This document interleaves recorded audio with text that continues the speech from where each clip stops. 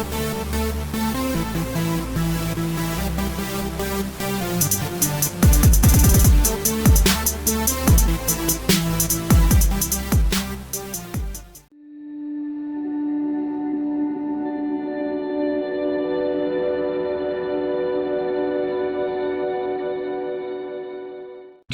Proofs Earth is Not a Spinning Ball" by Eric Dubay. 1. The horizon always appears perfectly flat 360 degrees around the observer regardless of altitude. All amateur balloon, rocket, plane, and drone footage show a completely flat horizon over 20 plus miles high. Only NASA and other government space agencies show curvature in their fake CGI photos and videos. 2. The horizon always rises to the eye level of the observer as altitude is gained, so you never have to look down to see it.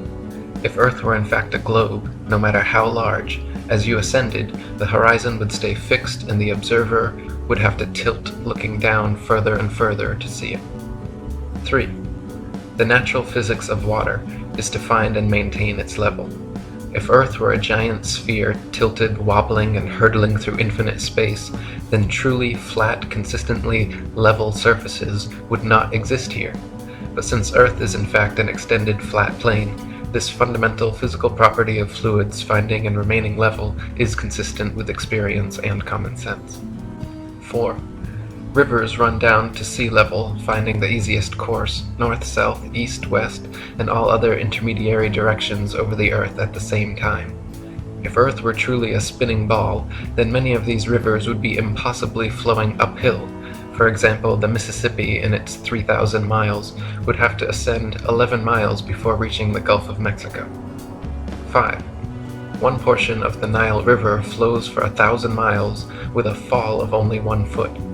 Parts of the West African Congo, according to the supposed inclination and movement of the ball Earth, would be sometimes running uphill and sometimes down. This would also be the case for the Parana, Paraguay, and other long rivers. 6.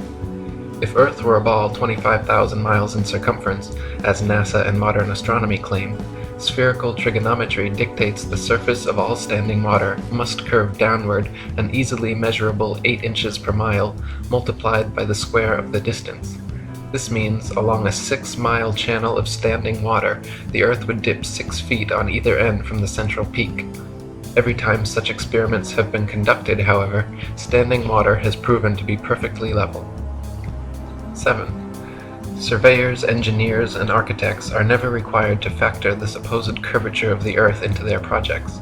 Canals, railways, bridges, and tunnels, for example, are always cut and laid horizontally, often over hundreds of miles without any allowance for curvature. 8.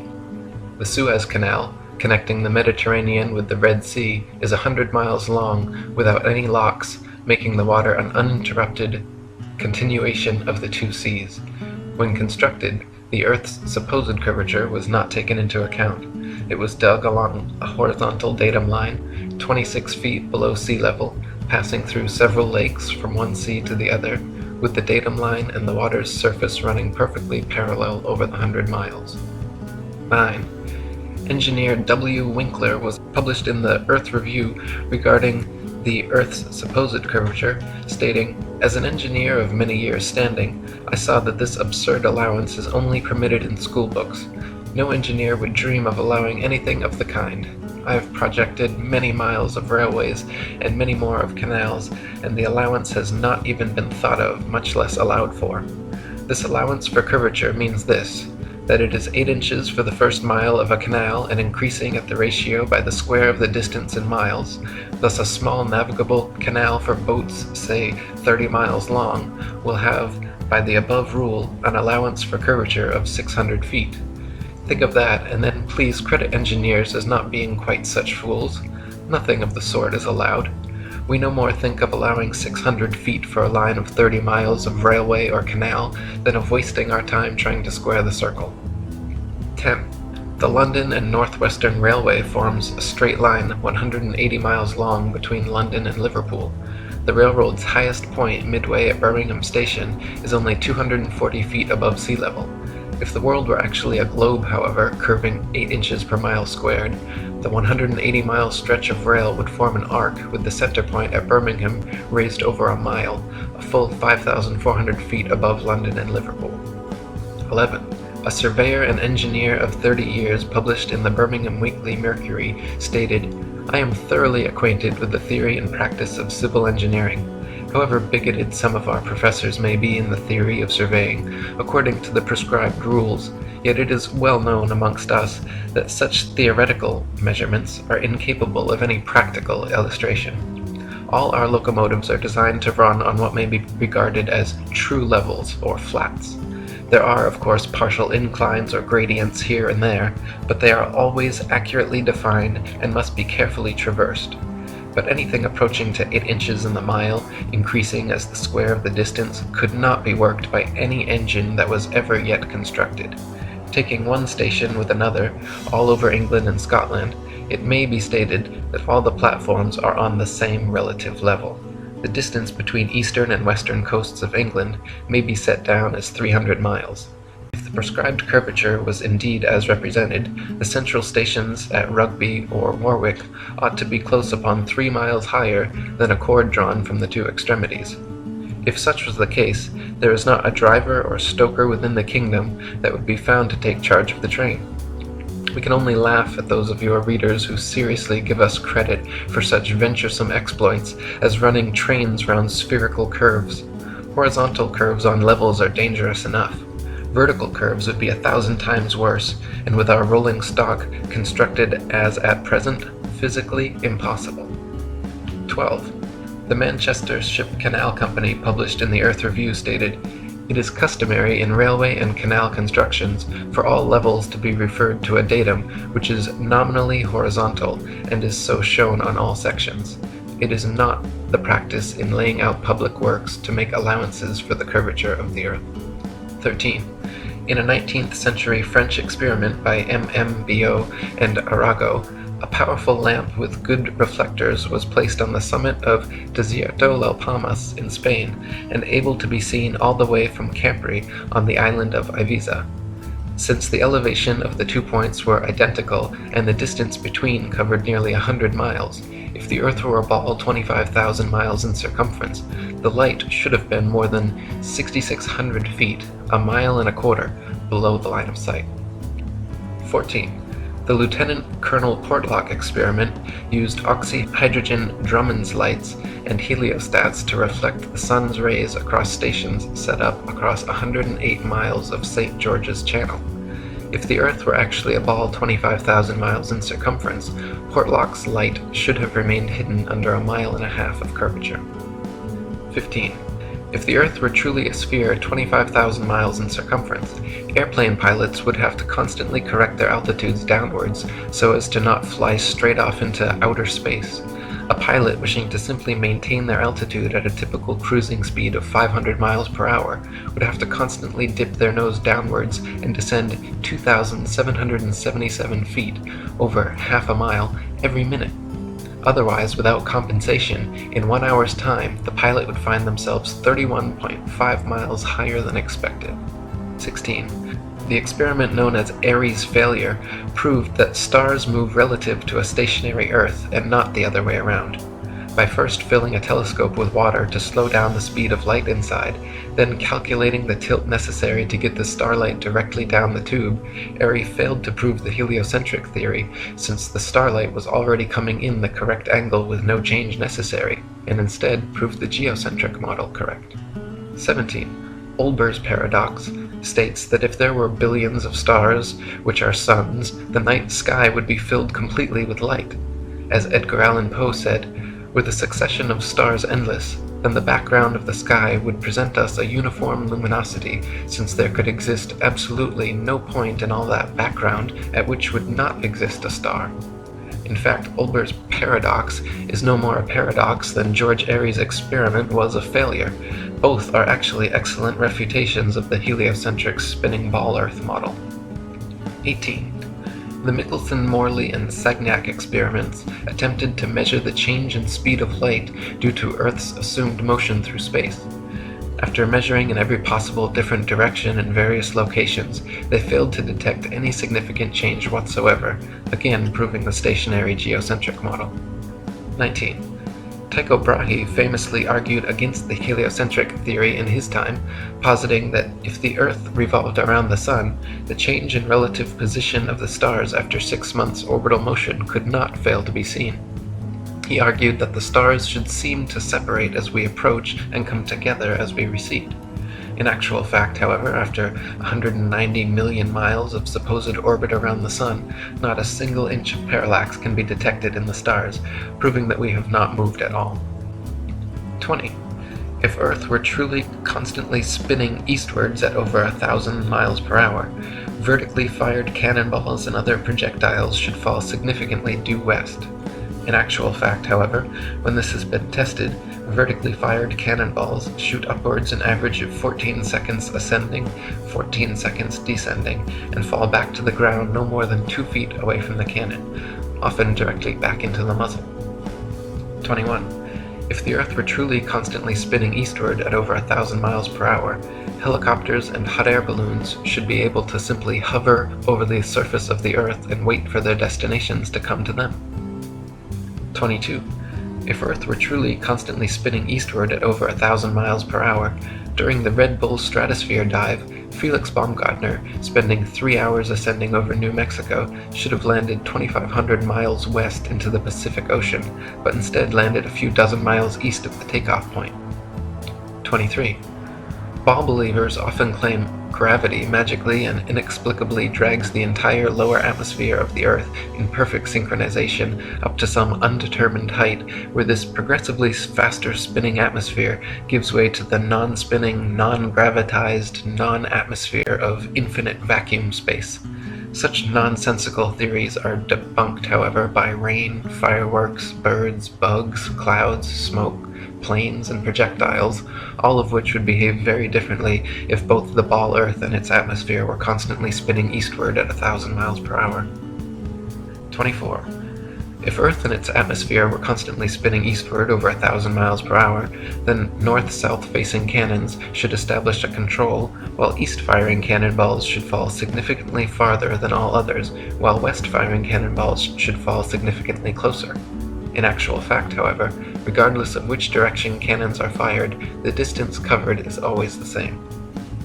25.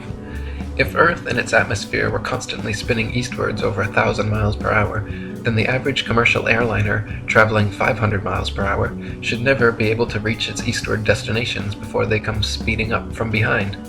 Likewise, westward destinations should be arrived at thrice the speed, but this is not the case. 26. Quoting Heaven and Earth by Gabrielle Henriette, if flying had been invented at the time of Copernicus, there is no doubt that he would have soon realized that his contention regarding the rotation of the Earth was wrong, on account of the relation existing between the speed of an aircraft and that of the Earth's rotation.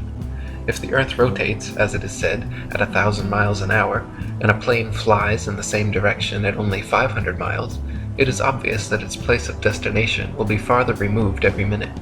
On the other hand, if flying took place in the opposite direction to that of the rotation, a distance of 1,500 miles would be covered in 1 hour instead of 500, since the speed of the rotation is to be added to that of the plane.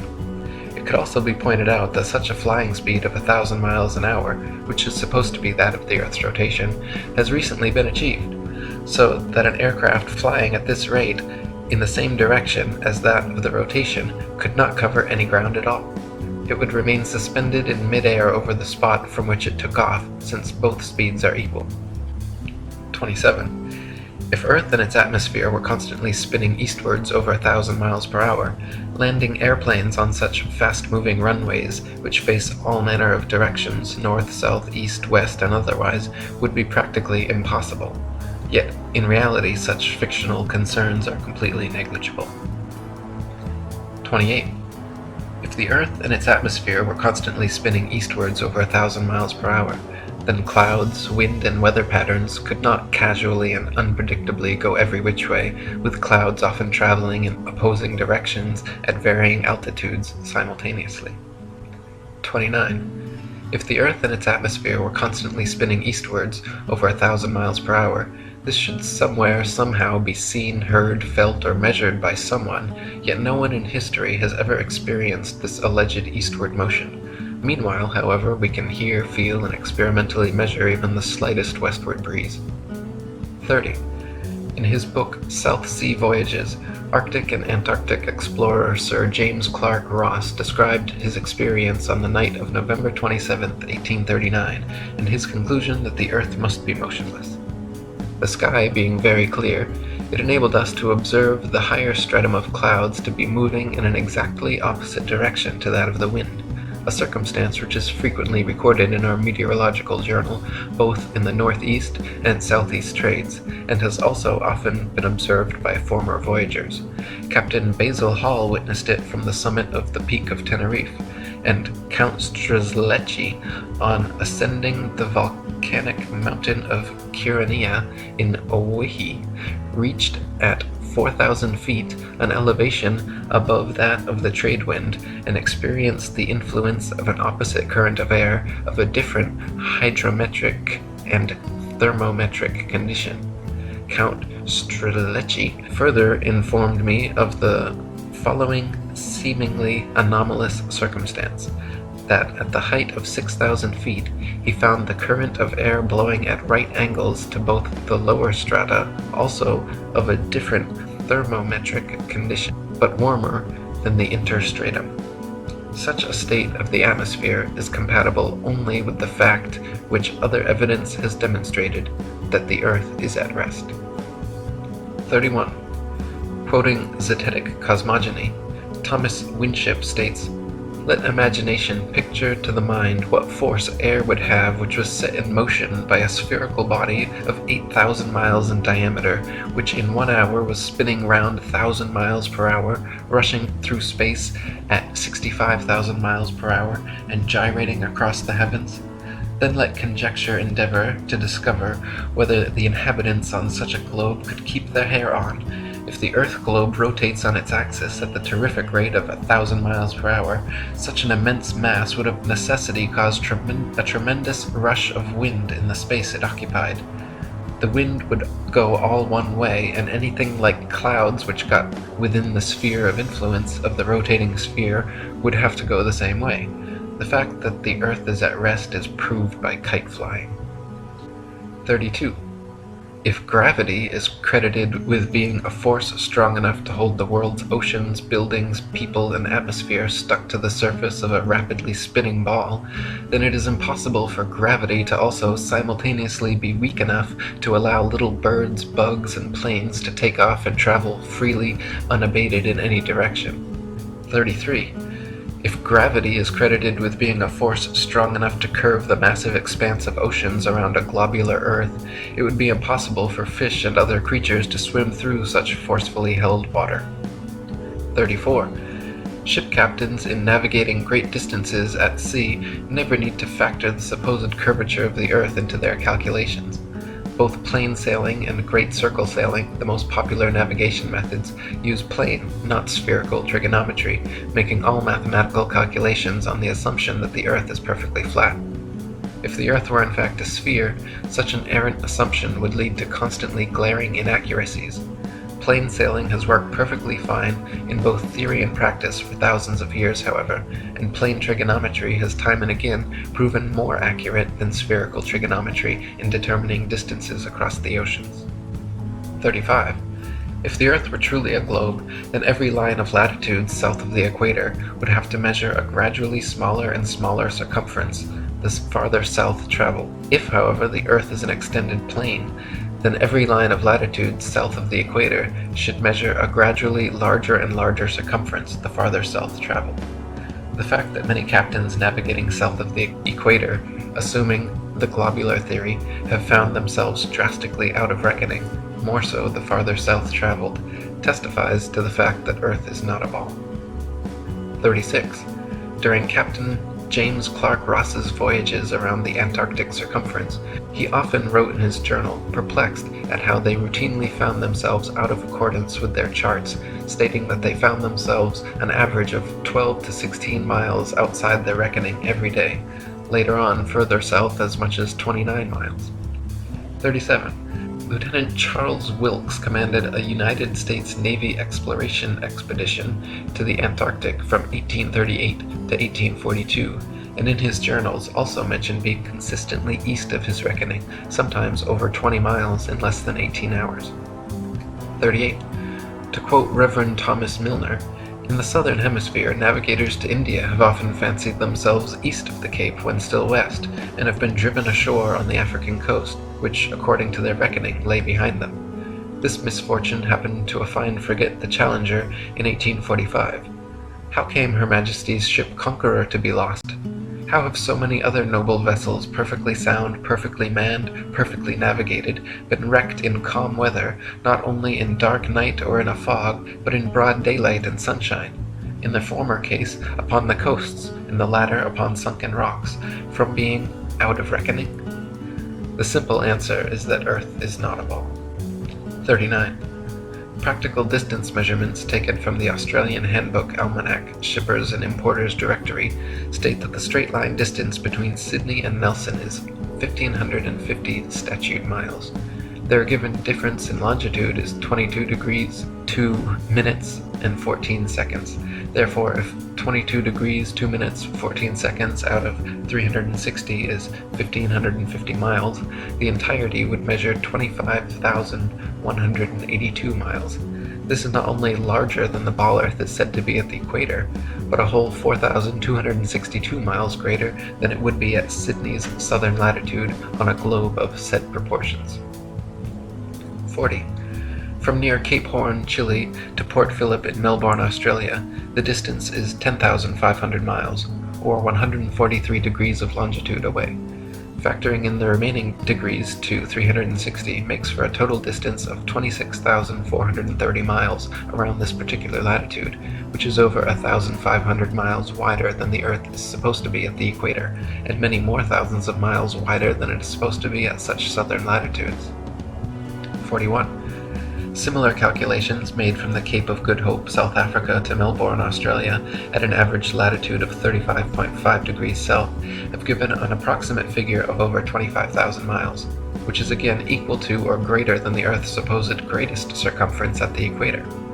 Calculations from Sydney, Australia to Wellington, New Zealand, at an average of 37.5 degrees south, have given an approximate circumference of 25,500 miles, greater still.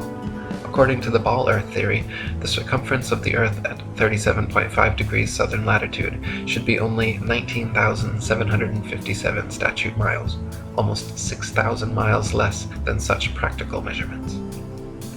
42. In the ball Earth model, Antarctica is an ice continent which covers the bottom of the ball from 78 degrees south latitude to 90 and is therefore not more than 12,000 miles in circumference. Many early explorers, including Captain Cook and James Clark Ross, however, in attempting Antarctic circumnavigation, took 3 to 4 years and clocked 50 to 60,000 miles around. The British ship Challenger also made an indirect but complete circumnavigation of Antarctica, traversing 69,000 miles. This is entirely inconsistent with the ball model. 43. If Earth was a ball, there are several flights in the southern hemisphere which would have their quickest, straightest path over the Antarctic continent, such as Santiago, Chile, to Sydney, Australia. Instead of taking the shortest, quickest route in a straight line over Antarctica, all such flights detour all manner of directions away from Antarctica, instead claiming the temperatures too cold for airplane travel. Considering the fact that there are plenty of flights to, from, and over Antarctica, and NASA claims to have technology keeping them in conditions both far colder and far hotter than any experienced on Earth, such an excuse is clearly just an excuse, and these flights aren't made because they are impossible. 44. If Earth was a ball, and Antarctica was too cold to fly over, the only logical way to fly from Sydney to Santiago would be a straight shot over the Pacific, staying in the southern hemisphere the entire way. Refueling could be done in New Zealand or other southern hemisphere destinations along the way, if absolutely necessary. In actual fact, however, Santiago to Sydney flights go into the northern hemisphere, making stopovers at LAX and other North American airports before continuing back down to the southern hemisphere. Such ridiculously wayward detours make no sense on the globe, but make perfect sense and form nearly straight lines when shown on a flat Earth map. 45. On a ball Earth, Johannesburg, South Africa to Perth, Australia should be a straight shot over the Indian Ocean, with convenient refueling possibilities on Mauritius or Madagascar. In actual practice, however, most Johannesburg to Perth flights curiously stop over either in Dubai, Hong Kong, or Malaysia, all of which make no sense on the ball, but are completely understandable when mapped on a flat Earth. 46. On a ball Earth, Cape Town, South Africa to Buenos Aires, Argentina should be a straight shot over the Atlantic following the same line of latitude across. But instead, every flight goes to connecting locations in the northern hemisphere first, stopping over anywhere from London to Turkey to Dubai. Once again, these make absolutely no sense on the globe, but are completely understandable options when mapped on a flat Earth. 47. On a ball Earth, Johannesburg, South Africa to Sao Paulo, Brazil should be a quick straight shot along the 25th southern latitude, but instead, nearly every flight makes a refueling stop at the 50th degree north latitude in London first. The only reason such a ridiculous stopover works in reality is because the Earth is flat. 48. On a ball Earth, Santiago, Chile to Johannesburg, South Africa should be an easy flight, all taking place below the Tropic of Capricorn in the southern hemisphere. Yet every listed flight makes a curious refueling stop in Senegal near the Tropic of Cancer in the north hemisphere first. When mapped on a flat Earth, the reason why is clear to see, however. Senegal is actually directly in a straight line path halfway between the two. 49. If Earth were a spinning ball heated by a sun 93 million miles away, it would be impossible to have simultaneously sweltering summers in Africa, while just a few thousand miles away, bone-chilling, frozen Arctic and Antarctic winters experiencing little to no heat from the sun whatsoever. If the heat from the sun traveled 93 million miles to the Sahara Desert, it is absurd to assert that another 4,000 miles, 0.00004% further to Antarctica would completely negate such sweltering heat, resulting in such drastic differences. 50. If the Earth were truly a globe, the Arctic and Antarctic polar regions and areas of comparable latitude north and south of the equator should share similar conditions and characteristics, such as comparable temperatures, seasonal changes, length of daylight, plant and animal life. In reality, however, the Arctic and Antarctic regions and areas of comparable latitude north and south of the equator differ greatly in many ways, entirely inconsistent with the ball model and entirely consistent with the flat model. 51. Antarctica is by far the coldest place on Earth, with an average annual temperature of approximately minus 57 degrees Fahrenheit and a record low of minus 135.8. The average annual temperature at the North Pole, however, is a comparatively warm 4 degrees.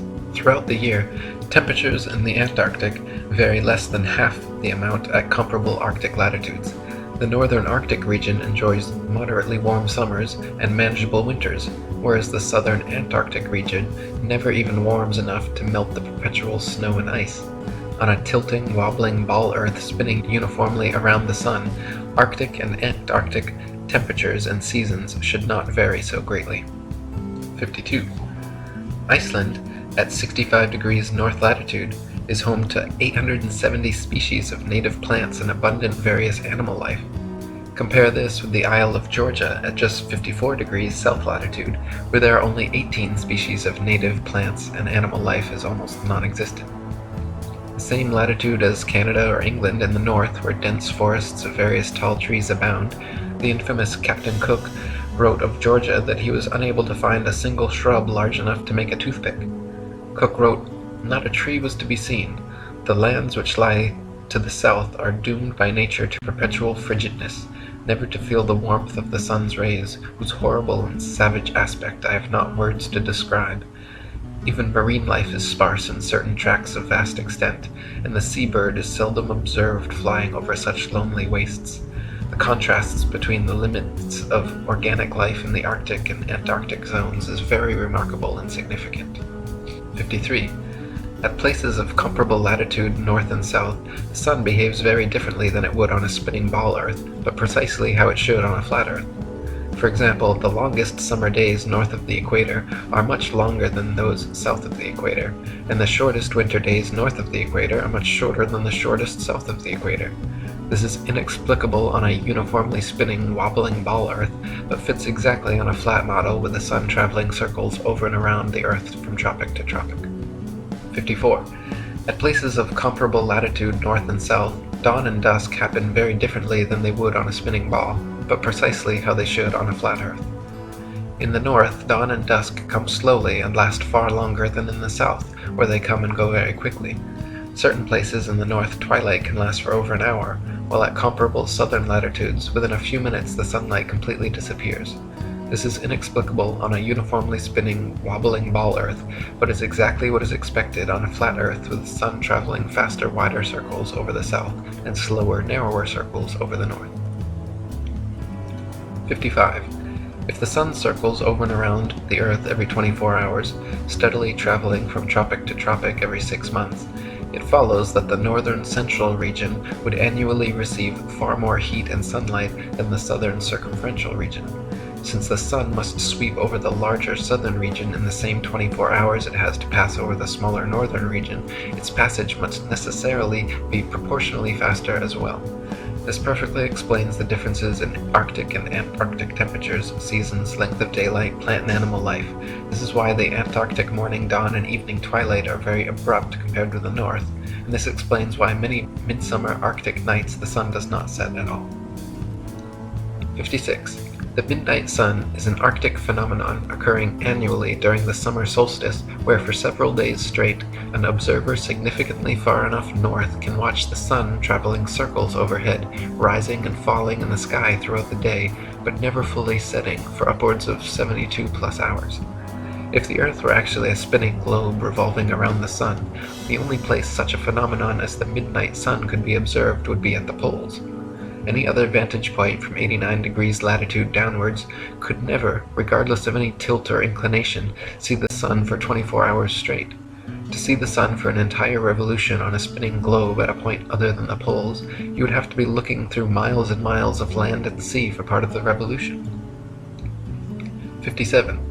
The establishment claims the midnight sun is experienced in Antarctica, but they conveniently do not have any uncut videos showing this, nor do they allow independent explorers to travel to Antarctica during the winter solstice to verify or refute these claims. Conversely, there are dozens of uncut videos publicly available showing the Arctic midnight sun, and it has been verified beyond any shadow of a doubt. 58. The Royal Belgian Geographical Society, in their Expedition Antarctique Belge, recorded that during the most severe part of the Antarctic winter, from 71 degrees south latitude onwards, the sun sets on May 17th and is not seen above the horizon again until July 21st. This is completely at odds with the ball Earth theory, but easily explained by the flat Earth model. The midnight sun is seen from high altitudes in extreme northern latitudes during Arctic summer because the sun, at its innermost cycle, is circling tightly enough around the polar center that it remains visible above the horizon for someone at such a vantage point. Likewise, in extreme southern latitudes during Arctic summer, the sun completely disappears from view for over 2 months because there, at the northern tropic, the innermost arc of its boomerang journey, the sun is circling the northern center too tightly to be seen from the southern circumference. 59. Quoting Gabrielle Henriette, "The theory of the rotation of the Earth may once and for all be definitely disposed of as impracticable by pointing out the following inadvertence. It is said that the rotation takes 24 hours and that its speed is uniform, in which case, necessarily, days and nights should have an identical duration of 12 hours each all the year round. The sun should invariably rise in the morning and set in the evening at the same hours, with the result that it would be the equinox every day from the 1st of January to the 31st of December. One should stop and reflect on this before saying that the Earth has a movement of rotation. How does the system of gravitation account for the seasonal variations in the length of days and nights if the Earth rotates at a uniform speed in 24 hours? 60. Anyone can prove the sea horizon perfectly straight and the Earth perfectly flat using nothing more than a level, tripods, and a wooden plank.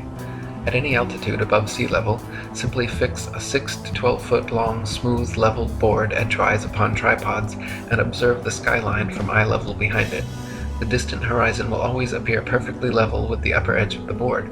Furthermore, if you move in a half circle from one end of the board to the other, whilst observing the skyline over the upper edge, you will be able to trace a clear, flat 10 to 20 miles depending on your altitude. This would be impossible if the Earth were a globe 25,000 miles in circumference. The horizon would align over the center of the board, but then gradually, noticeably decline towards the extremities. Just 10 miles on each side would necessitate an easily visible curvature of 66.6 feet from each end to the center. 61. If the Earth were actually a big ball 25,000 miles in circumference, the horizon would be noticeably curved even at sea level, and everything on or approaching the horizon would appear to tilt backwards slightly from your perspective. Distant buildings along the horizon would all look like leaning towers of Pisa falling away from the observer. A hot air balloon taking off, then drifting steadily away from you on a ball Earth would slowly and constantly appear to lean back more and more the farther away it flew, the bottom of the basket coming gradually into view as the top of the balloon disappears from sight. In reality, however, buildings, balloons, trees, people, anything and everything at right angles to the ground and horizon remain so regardless the distance or height of the observer. 62. Samuel Rowbotham's experiments at the Old Bedford level proved conclusively the canal's water to be completely flat over a 6-mile stretch. First, he stood in the canal with his telescope held 8 inches above the surface of the water. Then his friend in a boat with a 5-foot-tall flag sailed the 6 miles away. If Earth were a ball 25,000 miles in circumference, the 6-mile stretch of water should have comprised an arc exactly 6 feet high in the middle, so the entire boat and flag should have ultimately disappeared, when in fact the entire boat and flag remained visible at the same height for the entire journey. 63. In a second experiment, Dr. Rowbotham affixed flags 5 feet high along the shoreline, one at every mile marker, then using his telescope mounted at 5 feet just behind the first flag looked over the tops of all 6 flags, which lined up in a perfectly straight line. If the Earth were a ball 25,000 miles in circumference, the flags should have progressively dipped down after the first establishing line of sight. The second would have descended 8 inches, 32 inches for the third, 6 feet for the fourth, 10 feet 8 inches for the fifth, and 16 feet 8 inches for the sixth. 64. Quoting Earth Not a Globe by Samuel Rowbotham, "It is known that the horizon at sea, whatever distance it may extend to the right and left of the observer on land, always appears as a straight line. The following experiment has been tried in various parts of the country. At Brighton, on a rising ground near the race course, 2 poles were affixed in the earth 6 yards apart and directly opposite the sea. Between these poles a line was tightly stretched parallel to the horizon. From the center of the line the view embraced not less than 20 miles on each side, making a distance of 40 miles. A vessel was observed sailing directly westwards. The line cut the rigging a little above the bulwarks, which it did for several hours or until the vessel had sailed the whole distance of 40 miles. The ship coming into view from the east would have to ascend an inclined plane for 20 miles until it arrived at the center of the arc, whence it would have to descend for the same distance. The square of 20 miles multiplied by 8 inches gives 266 feet as the amount the vessel would be below the line at the beginning and at the end of the 40 miles. 65. Also quoting Dr. Rowbotham, "On a shore near Waterloo, a few miles to the north of Liverpool, a good telescope was fixed at an elevation of 6 feet above the water. It was directed to a large steamer just leaving the River Mersey and sailing out to Dublin. Gradually the masthead of the receding vessel came nearer to the horizon, until at length, after more than 4 hours had elapsed, it disappeared. The ordinary rate of sailing of the Dublin steamers was fully 8 miles an hour, so that the vessel would be at least 32 miles distant when the masthead came to the horizon.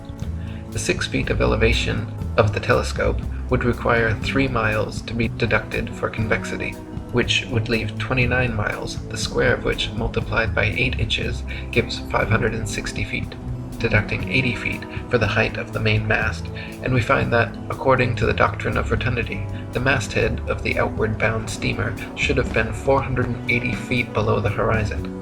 Many other experiments of this kind have been made upon sea-going steamers, and always with results entirely incompatible with the theory that the Earth is a globe." 66.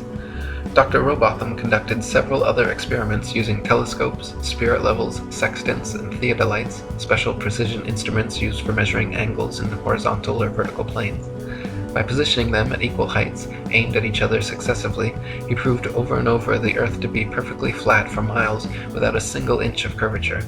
His findings caused quite a stir in the scientific community, and thanks to 30 years of his efforts, the shape of the Earth became a hot topic of debate around the turn of the 19th century. 67. The distance across the Irish Sea from the Isle of Man's Douglas Harbour to Great Orme's Head in North Wales is 60 miles.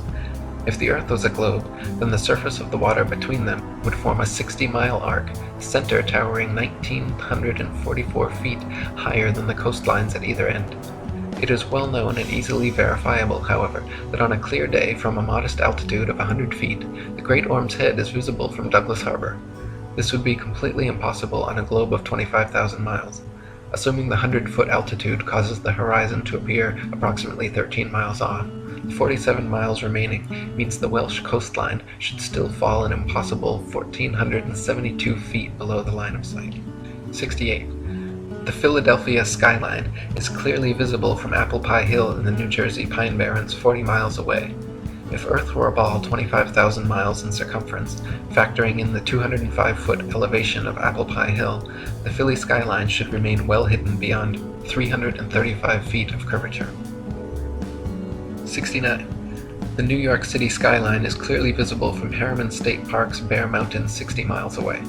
If Earth were a ball 25,000 miles in circumference, viewing from Bear Mountain's 1,283-foot summit, the Pythagorean theorem determining distance to the horizon being 1.23 times the square root of the height in feet, the New York City skyline should be invisible behind 170 feet of curved Earth. 70. From Washington's Rock in New Jersey, at just a 400-foot elevation, it is possible on a clear day to see the skylines of both New York and Philadelphia in opposite directions at the same time, covering a total distance of 120 miles. If Earth were a ball 25,000 miles in circumference, both of these skylines should be hidden behind over 800 feet of Earth's curvature. 71. It is often possible to see the Chicago skyline from sea level 60 miles away across Lake Michigan. In 2015, after photographer Joshua Nowicki photographed this phenomenon, several news channels quickly claimed his picture to be a superior mirage, an atmospheric anomaly caused by temperature inversion. While these certainly do occur, the skyline in question was facing right side up and clearly seen, unlike a hazy, illusory mirage, and on a ball Earth 25,000 miles in circumference should be 2,400 feet below the horizon. 72. October 16, 1854, the Times newspaper reported the Queen's visit to Great Grimsby from Hull, recording they were able to see the 300-foot-tall dock tower from 70 miles away.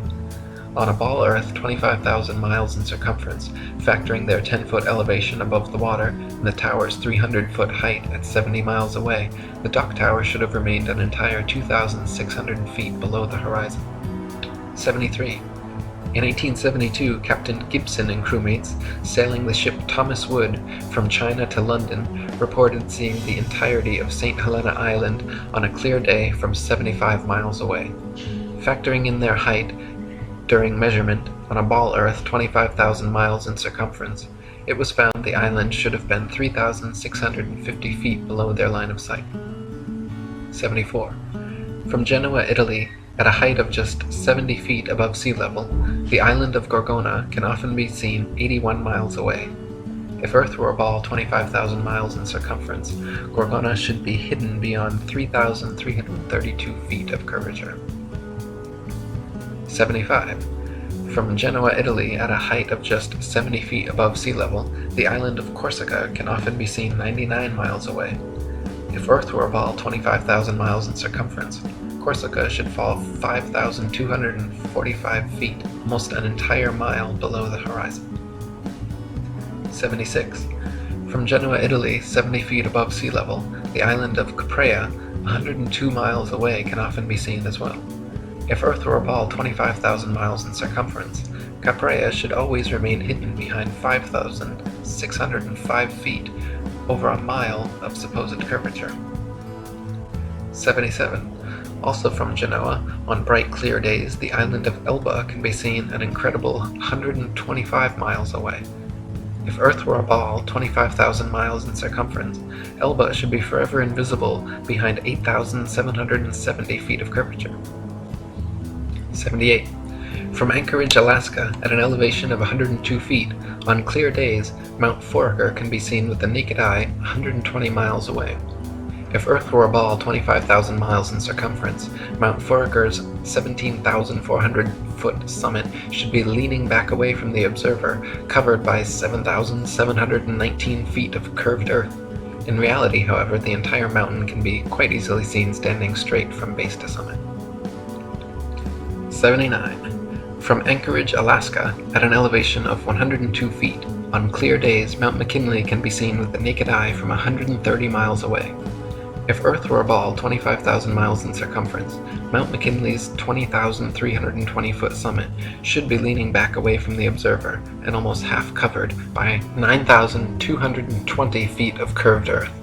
In reality, however, the entire mountain can be quite easily seen standing straight from base to summit. 80.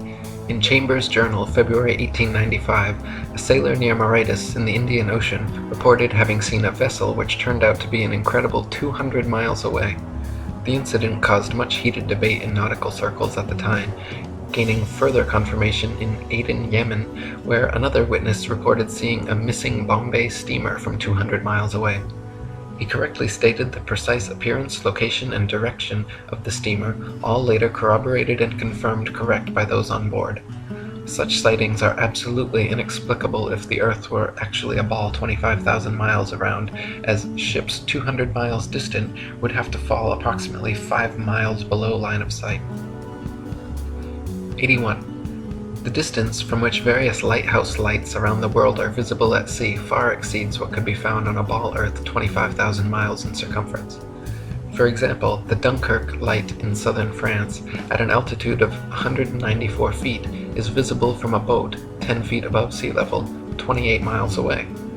Spherical trigonometry dictates that if the Earth was a globe with the given curvature of 8 inches per mile squared, this light should be hidden 190 feet below the horizon. 82. The Port Nicholson light in New Zealand is 420 feet above sea level and visible from 35 miles away, where it should be 220 feet below the horizon. 83. The Icaro light in Norway is 154 feet above high water and visible from 28 statute miles, where it should be 230 feet below the horizon. 84. The light at Madras on the Esplanade is 132 feet high and visible from 28 miles away, where it should be 250 feet below the line of sight. 85. The Cordonan light on the west coast of France is 207 feet high and visible from 31 miles away, where it should be 280 feet below the line of sight. 86. The light at Cape Bonavista, Newfoundland, is 150 feet above sea level and visible at 35 miles, where it should be 491 feet below the horizon. 87. The lighthouse steeple of St. Botolph's Parish Church in Boston is 290 feet tall and visible from over 40 miles away, where it should be hidden a full 800 feet below the horizon. 88.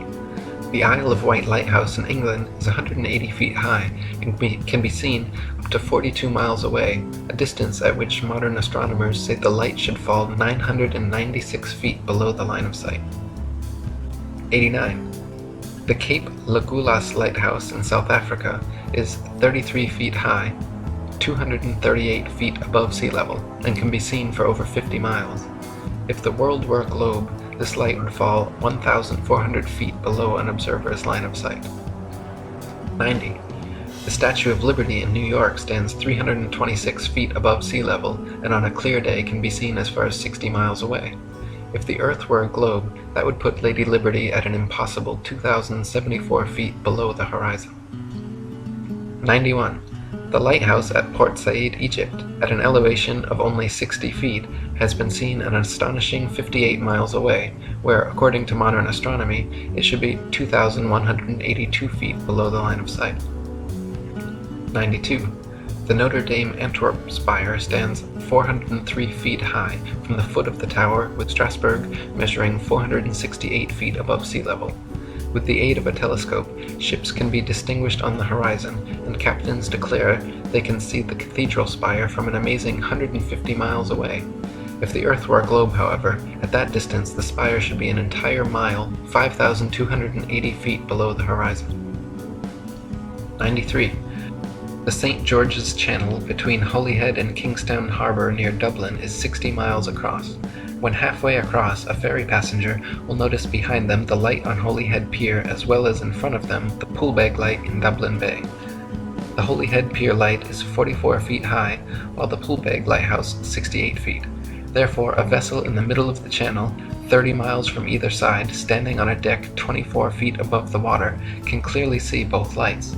On a ball Earth 25,000 miles in circumference, however, both lights should be hidden well below both horizons by over 300 feet. 94.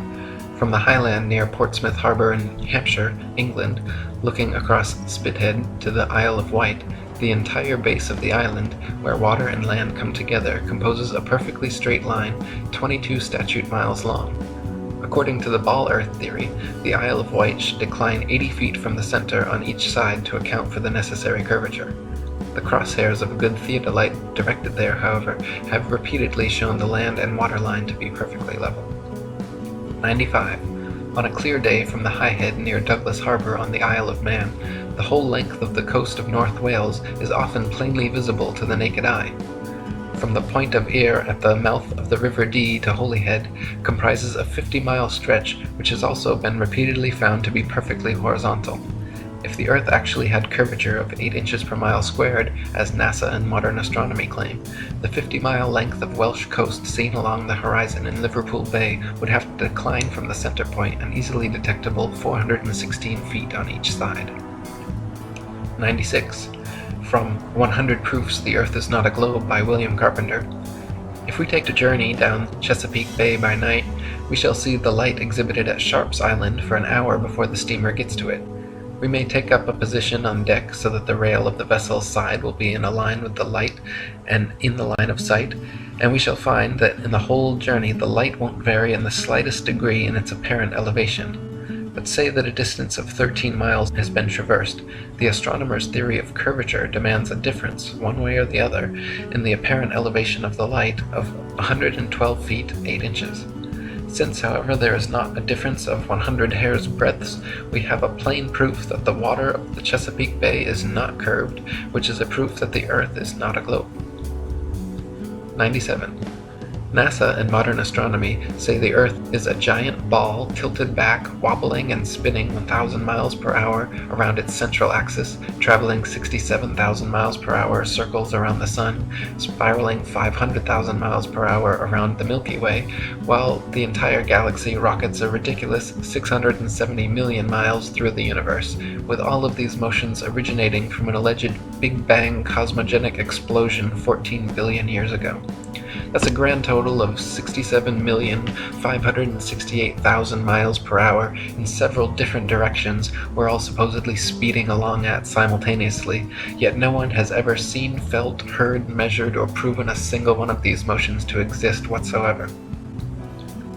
98.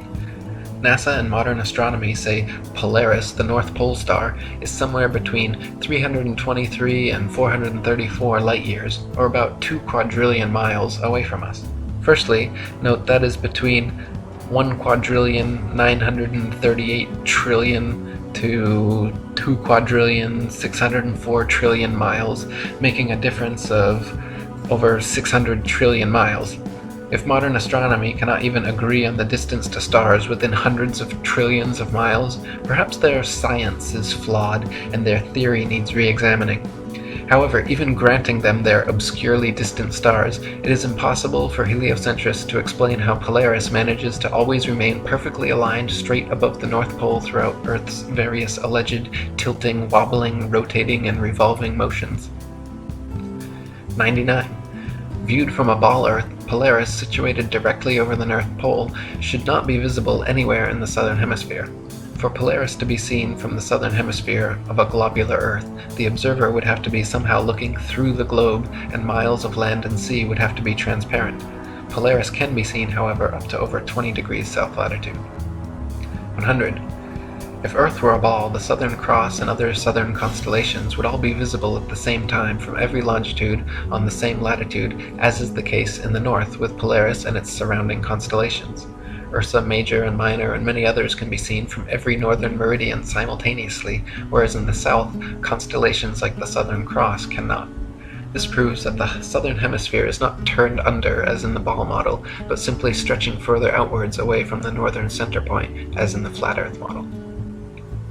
101. Sigma Octantis is claimed to be a southern central pole star similar to Polaris, around which the southern hemisphere stars all rotate around the opposite direction. Unlike Polaris, however, Sigma Octantis cannot be seen simultaneously from every point along the same latitude.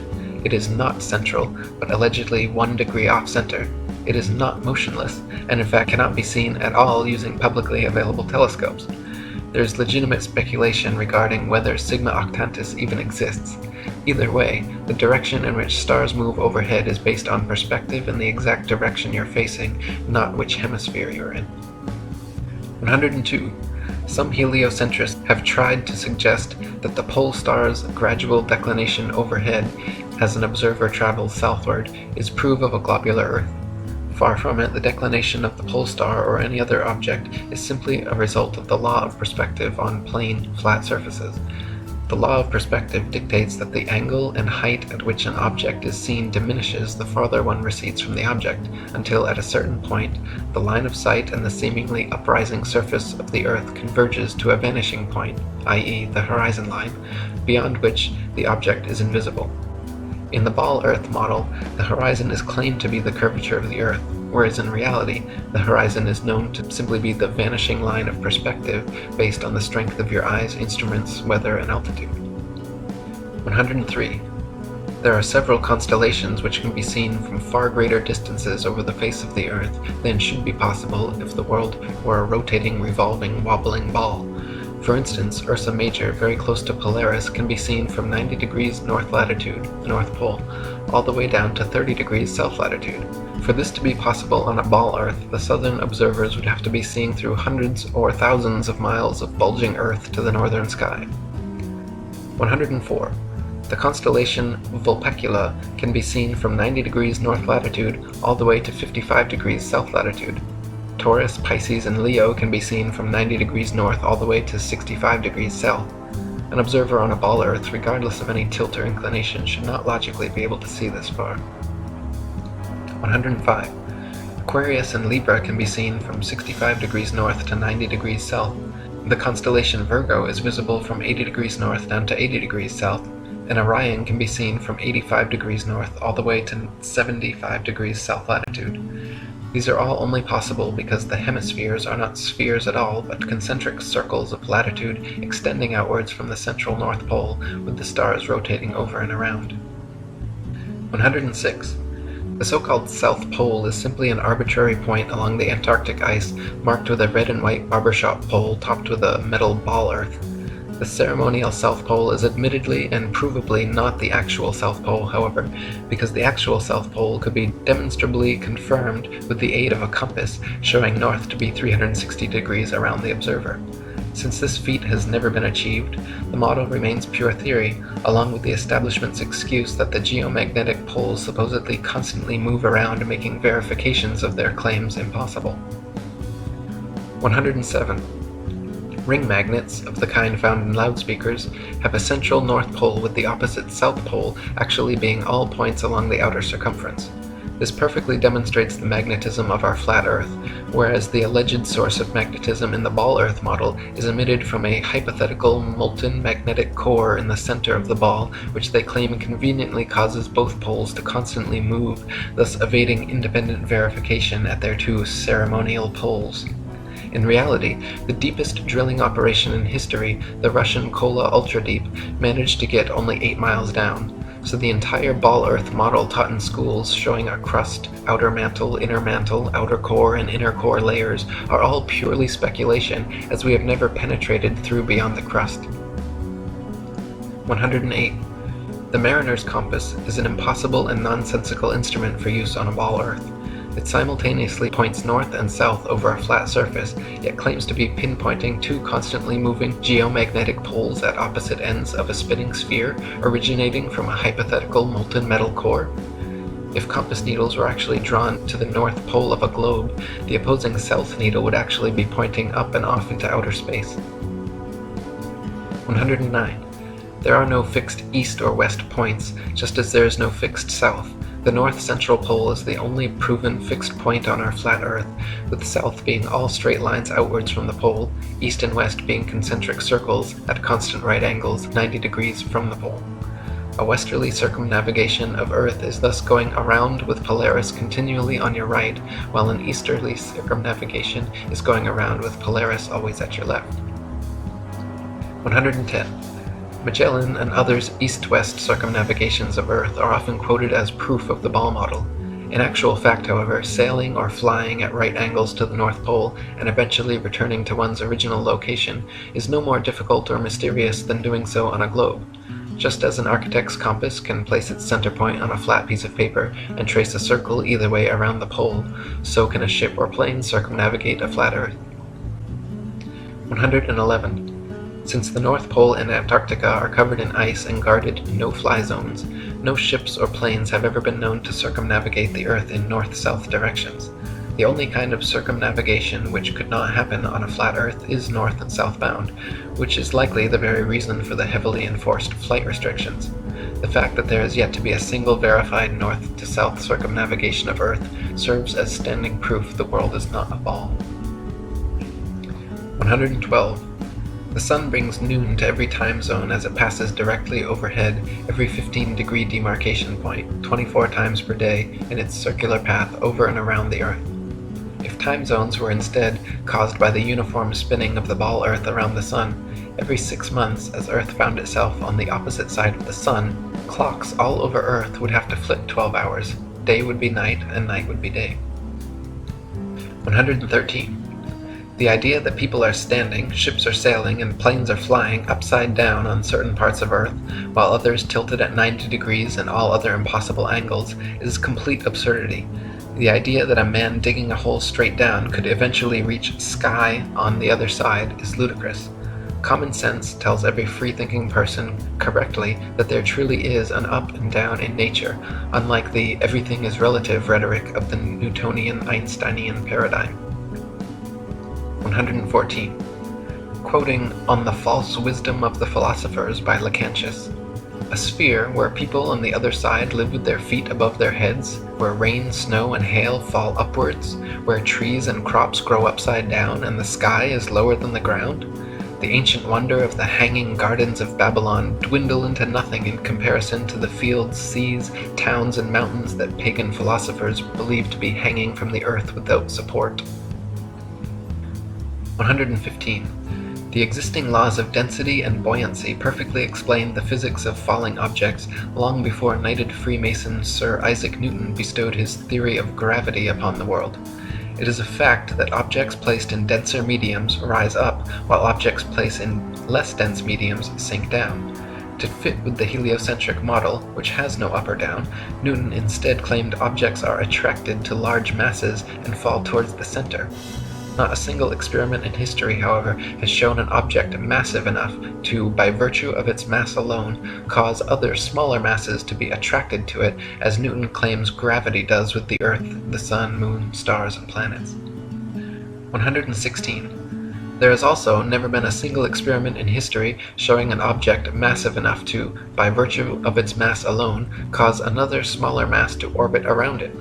The magic theory of gravity allows for oceans, buildings, and people to remain forever stuck to the underside of a spinning ball, while simultaneously causing objects like the moon and satellites to remain locked in perpetual circular orbits around the Earth. If these were both true, then people should be able to jump up and start orbiting circles around the Earth, or the moon should have long ago been sucked into the Earth. Neither of these theories have ever been experimentally verified, and their alleged results are mutually exclusive. 117. Newton also theorized, and it is now commonly taught, that the Earth's ocean tides are caused by gravitational lunar attraction. If the moon is only 2,160 miles in diameter and the Earth 8,000 miles, however, using their own math and law, it follows that the Earth is 87 times more massive and therefore the larger object should attract the smaller to it, and not the other way around.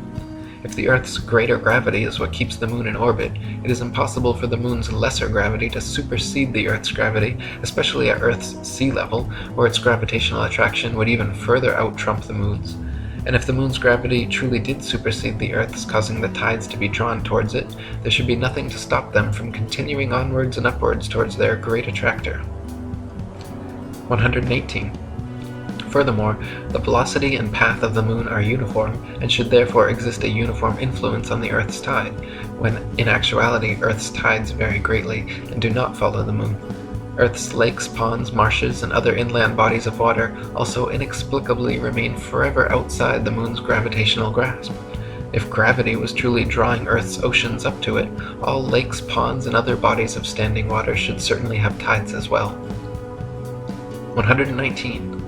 It is claimed that the other planets are spheres, and so therefore Earth must also be a sphere. Firstly, Earth is a plane, not a planet, so the shape of these planets in the sky have no bearing on the shape of the Earth beneath our feet. Secondly, these planets have been known for thousands of years around the world as wandering stars, since they differ from the other fixed stars in their relative motions only. When looked at with an unprejudiced naked eye or through a telescope, the fixed and wandering stars appear as luminous disks of light, not spherical terra firma. The pictures and videos shown by NASA of spherical terra firma planets are all clearly fake computer-generated images and not photographs. 120. The etymology of the word planet actually comes from the late Old English planet, or from Old French planet, from Latin planeta, from Greek planetes, planetae, wandering stars, or to wander, of unknown origin, to spread, or notion of spread out, from Latin planum, flat surface, plane, level, plane. They just added a T to our Earth plane, and everyone bought it. 121. When you observe the sun and moon, you see two equally sized equidistant circles tracing similar paths at similar speeds around a flat stationary Earth. The experts at NASA, however, claim your common sense everyday experience is false on all counts. To begin with, they say the Earth is not flat but a big ball, not stationary but spinning around 19 miles per second. They say the sun does not revolve around the Earth as it appears, but Earth revolves around the sun. The moon, on the other hand, does revolve around the Earth, though not east to west as it appears, rather west to east, and the sun is actually 400 times larger than the moon and 400 times farther away. You can clearly see they are the same size and distance. You can see the Earth is flat, you can feel the Earth is stationary, but according to the gospel of modern astronomy, you are wrong and a simpleton worthy of endless ridicule if you dare to trust your own eyes and experience. 122. Quoting Alan Daves, "If the government or NASA had said to you that the Earth is stationary, imagine that. And then imagine we are trying to convince people that no, it's not stationary, it's moving forward at 32 times rifle bullet speed and spinning at 1,000 miles per hour. We would be laughed at. We would have so many people telling us, you're crazy, the Earth's not moving. We would be ridiculed for having no scientific backing for this convoluted moving Earth theory. And not only that, but then people would say, oh, then how do you explain a fixed calm atmosphere and the sun's observable movement? How do you explain that? Imagine saying to people, no, the atmosphere is moving also, but is somehow magically velcroed to the moving Earth. The reason is not simply because the Earth is stationary. So what we are actually doing is what makes sense. We are saying that the moving Earth theory is nonsense. The stationary Earth theory makes sense, and we are being ridiculed. You've got to picture it being the other way around to realize just how ridiculous the situation is. This theory from the government and NASA that the Earth is rotating and orbiting and leaning over and wobbling is absolute nonsense, and yet people are clinging to it tightly like a teddy bear. They just can't bring themselves to face the possibility that the Earth is stationary, though all evidence shows it. We feel no movement, the atmosphere hasn't been blown away, we see the sun move from east to west. Everything can be explained by a motionless Earth without bringing in all these assumptions to cover up previous assumptions gone bad. 123.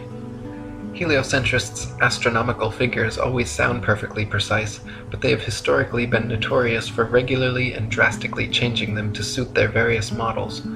For instance, in his time, Copernicus calculated the Sun's distance from Earth to be 3,391,200 miles. The next century, Johannes Kepler decided it was actually 12,376,800 miles away. Isaac Newton once said, "It matters not whether we reckon it 28 or 54 million miles distant, for either would do just as well." How scientific! Benjamin Martin calculated between 81 and 82 million miles. Thomas Dilworth claimed 93,726,900 miles.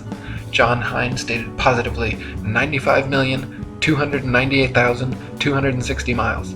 Benjamin Gould said more than 96 million miles, and Christian Mayer thought it was more than 104 million. Flat earthers throughout the ages, conversely, have used sextants and plane trigonometry to make such calculations, and found the Sun and the Moon both to be only about 32 miles in diameter and less than a few thousand miles from Earth. 124. Amateur balloon footage taken above the clouds has provided stunning visual proof that the Sun cannot be millions of miles away.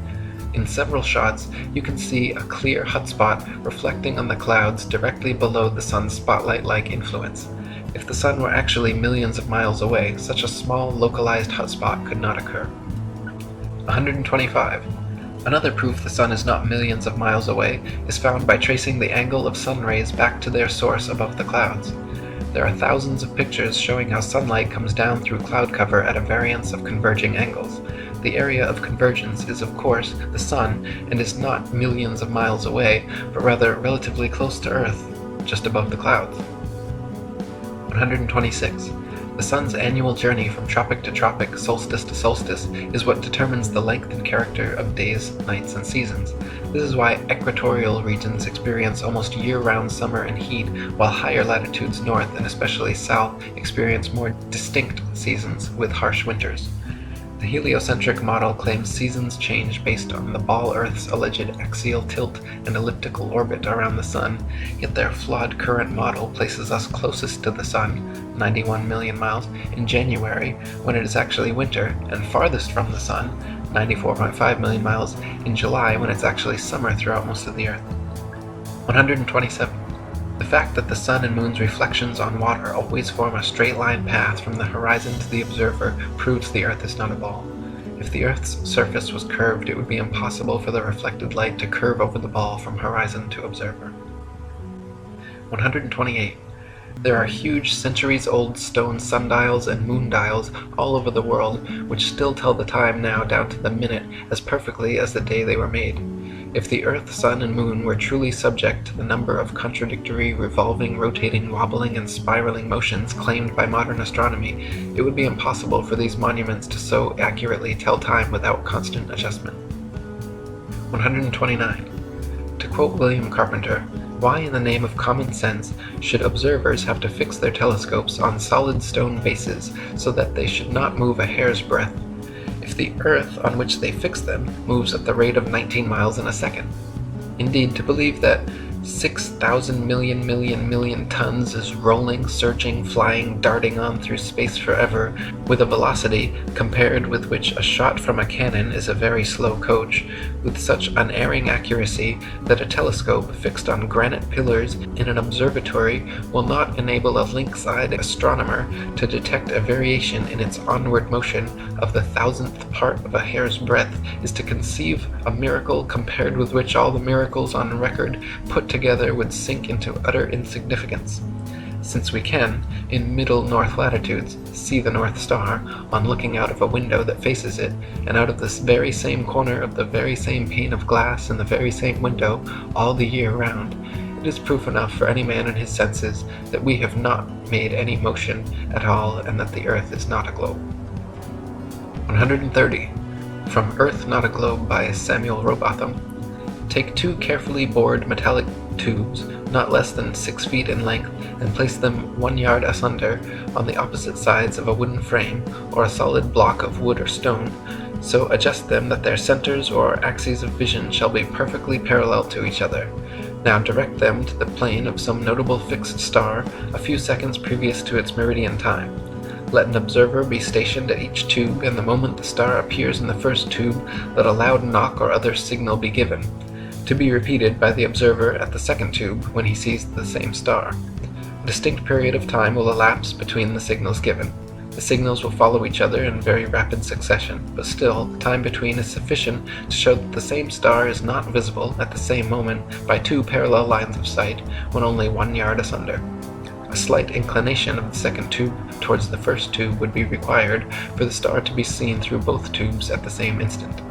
Let the tubes remain in their positions for 6 months, at the end of which time the same observation or experiment will produce the same results.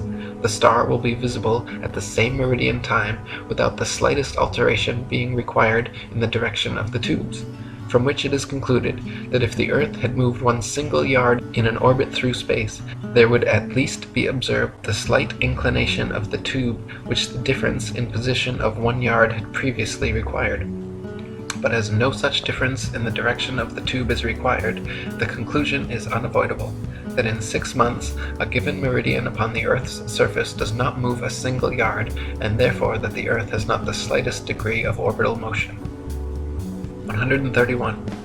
NASA and modern astronomy maintain that the Moon is a solid, spherical, Earth-like habitation which man has actually flown to and set foot on. They claim the Moon is a non-luminescent planetoid which receives and reflects all its light from the Sun.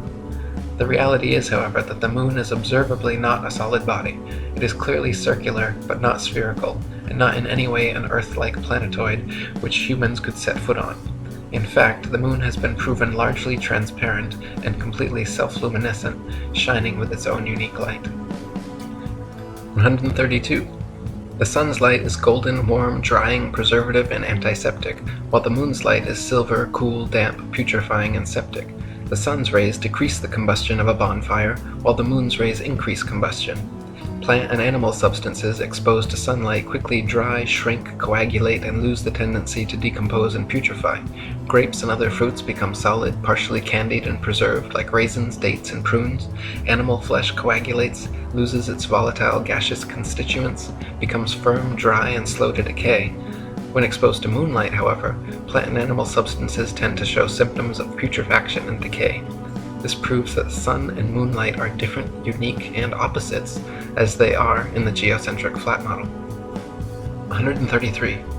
In direct sunlight, a thermometer will read higher than another thermometer placed in the shade, but in full direct moonlight, a thermometer will read lower than another placed in the shade. If the sun's light is collected in a large lens and thrown to a focus point, it can create significant heat, while the moon's light collected similarly creates no heat. In the Lancet Medical Journal from March 14, 1856, particulars are given of several experiments which prove the moon's rays, when concentrated, can actually reduce the temperature upon a thermometer more than 8 degrees. So sunlight and moonlight clearly have altogether different properties. 134. Furthermore, the moon itself cannot physically be both a spherical body and a reflector of the sun's light.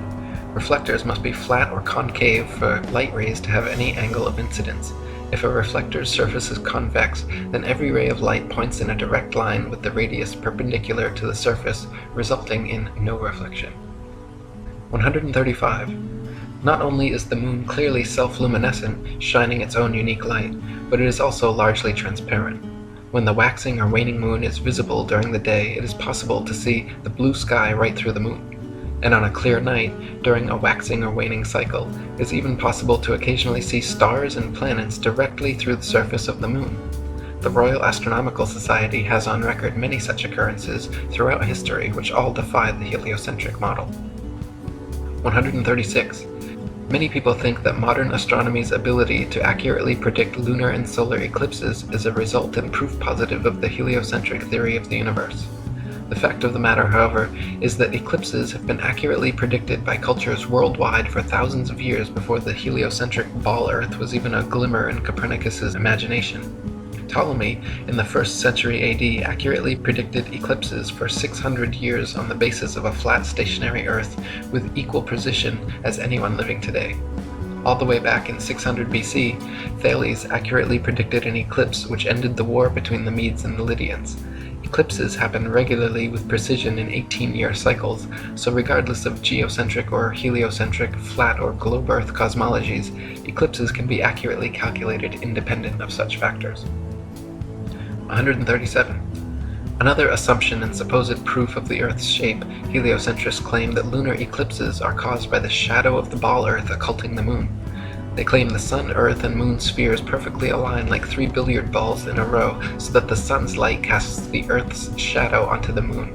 Unfortunately for heliocentrists, this explanation is rendered completely invalid due to the fact that lunar eclipses have happened and continue to happen regularly when both the Sun and Moon are still visible together above the horizon. For the Sun's light to be casting Earth's shadow onto the Moon, the three bodies must be aligned in a straight 180-degree syzygy, but as early as the time of Pliny, there are records of lunar eclipses happening while both the Sun and Moon are visible in the sky. Therefore, the eclipser of the Moon cannot be the Earth or Earth's shadow, and some other explanation must be sought. 138. Another favorite proof of ball earthers is the appearance from an observer on shore of ships' hulls being obfuscated by the water and disappearing from view when sailing away towards the horizon. Their claim is that ships' hulls disappear before their mastheads because the ship is beginning its declination around the convex curvature of the ball earth.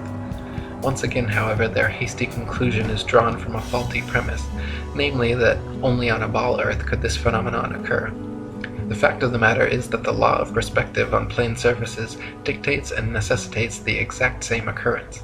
For example, a girl wearing a dress walking away towards the horizon will appear to sink into the earth the farther away she walks. Her feet will disappear from view first, and the distance between the ground and the bottom of her dress will gradually diminish until, after a half a mile, it seems like her dress is touching the ground as she walks on invisible legs. Such is the case on plane surfaces. The lowest parts of objects receding from a given point of observation necessarily disappear before the highest. 139. Not only is the disappearance of ships' hulls explained by the law of perspective on flat surfaces, it is proven undeniably true with the aid of a good telescope.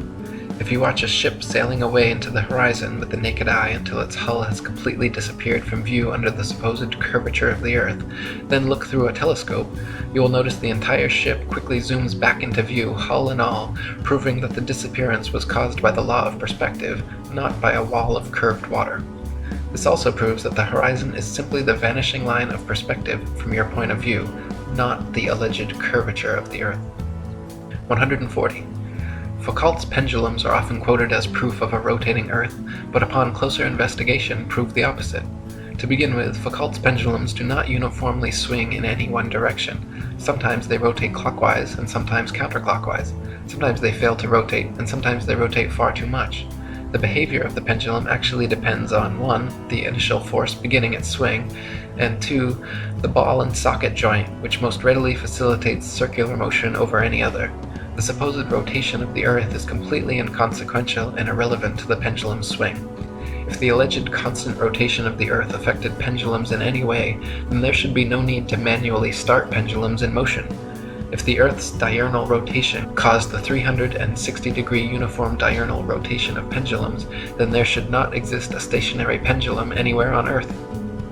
141. The Coriolis effect is often said to cause sinks and toilet bowls in the northern hemisphere to drain spinning in one direction, while in the southern hemisphere causing them to spin the opposite way, thus providing proof of the spinning ball Earth. Once again, however, just like Foucault's pendulums spinning either which way, sinks and toilets in the northern and southern hemispheres do not consistently spin in any one direction. Sinks and toilets in the very same household are often found to spin opposite directions, depending entirely upon the shape of the basin and the angle of the water's entry, not the supposed rotation of the Earth. 142. People claim that if the Earth were flat, they should be able to use a telescope and see clear across the oceans. This is absurd, however, as the air is full of precipitation, especially over the oceans, and especially at the lowest, densest layer of atmosphere, is not transparent. Picture the blurry haze over roads on hot, humid days. Even the best telescope will blur out long before you could see across an ocean. You can, however, use a telescope to zoom in much more of our flat Earth than would be possible on a ball 25,000 miles in circumference. 143. People claim that if the Earth were flat, with the Sun circling over and around us, we should be able to see the Sun from everywhere all over the Earth, and there should be daylight even at nighttime. Since the Sun is not 93 million miles away, but rather just a few thousand, and shining down like a spotlight, Once it is moved significantly far enough away from your location, it becomes invisible beyond the horizon, and daylight slowly fades until it completely disappears. If the Sun were 93 million miles away and the Earth a spinning ball, the transition from daylight to night would instead be almost instantaneous as you passed the Terminator line. 144. Pictures of the Moon appearing upside down in the southern hemisphere and right side up in the north are often cited as proof of the ball Earth, but once again, upon closer inspection, provide another proof of the flat model. In fact, time-lapse photography shows the Moon itself turns clockwise like a wheel as it circles over and around the Earth. You can find pictures of the Moon at 360 degrees of various inclination from all over the Earth, simply depending on where and when the picture was taken. 145. Heliocentrists believe the Moon is a ball, even though its appearance is clearly that of a flat luminous disk. We only ever see the same one face, albeit at various inclinations, of the Moon, yet it is claimed that there is another dark side of the Moon which remains hidden. NASA states the Moon spins opposite the spin of the Earth in such a perfectly synchronized way that the motions cancel each other out, so we will conveniently never be able to observe the supposed dark side of the Moon outside of their terrible fake CGI images. The fact of the matter is, however, if the Moon were a sphere, observers in Antarctica would see a different face from those at the equator, yet they do not, just the same flat face rotated at various degrees. 146. The ball Earth model claims the Moon orbits around the Earth once every 28 days, yet it is plain for anyone to see that the Moon orbits around the Earth every single day. The Moon's orbit is slightly slower than the Sun's, but follows the Sun's same path from tropic to tropic, solstice to solstice, making a full circle over the Earth in just under 25 hours. 147. The ball Earth model claims the Sun is precisely 400 times larger than the Moon and 400 times further away from Earth, making them falsely appear exactly the same size. Once again, the ball model asks us to accept as coincidence something that cannot be explained other than by natural design.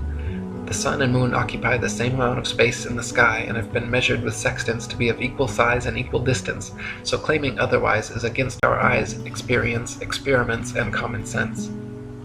148. Quoting Earth Not a Globe by Samuel Rowbotham, it is found by observation that the stars come to the meridian about 4 minutes earlier every 24 hours than the Sun, taking the solar time as the standard. This makes 120 minutes every 30 days and 24 hours in the year, hence all the constellations have passed before or in advance of the Sun at that time. This is the simple fact as observed in nature, but the theory of rotundity and motion on axes and in an orbit has no place for it. Visible truth must be ignored because this theory stands in the way and prevents its votaries from understanding it. 149. Throughout thousands of years, the same constellations have remained fixed in their same patterns without moving out of position whatsoever. If the Earth were a big ball spinning around a bigger sun, spinning around a bigger galaxy, shooting off from the biggest bang as NASA claims, it is impossible that the constellations would remain so fixed. Based on their model, we should, in fact, have an entirely different night sky every single night and never repeat exactly the same star pattern twice. 150.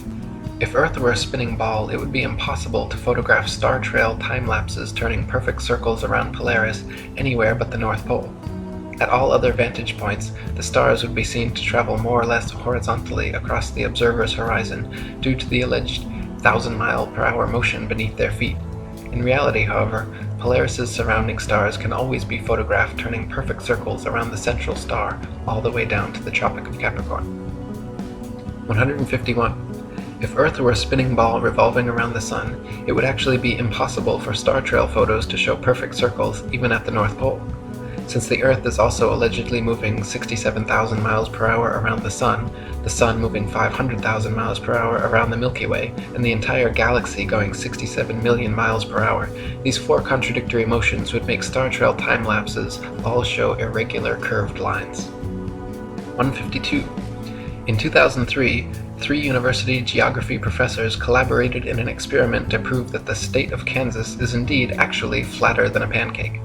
Using topographical geodetic surveys covering over 80,000 square miles, it was determined that Kansas has a flatness ratio of 0.9997 over the entire state, while the average pancake, precisely measured using a confocal laser microscope, comes in at 0.957, making Kansas thereby literally flatter than a pancake. 153. Quoting Reverend Thomas Milner's Atlas of Physical Geography, we find that vast areas exhibit a perfectly dead level, scarcely a rise existing through 1,500 miles from the Carpathians to the Urals. South of the Baltic, the country is so flat that a prevailing north wind will drive the waters of the Stettiner Half into the mouth of the Oder and give the river a backwards flow 30 or 40 miles. The plains of Venezuela and New Granada in South America, chiefly on the left of the Orinoco, are termed llanos, or level fields.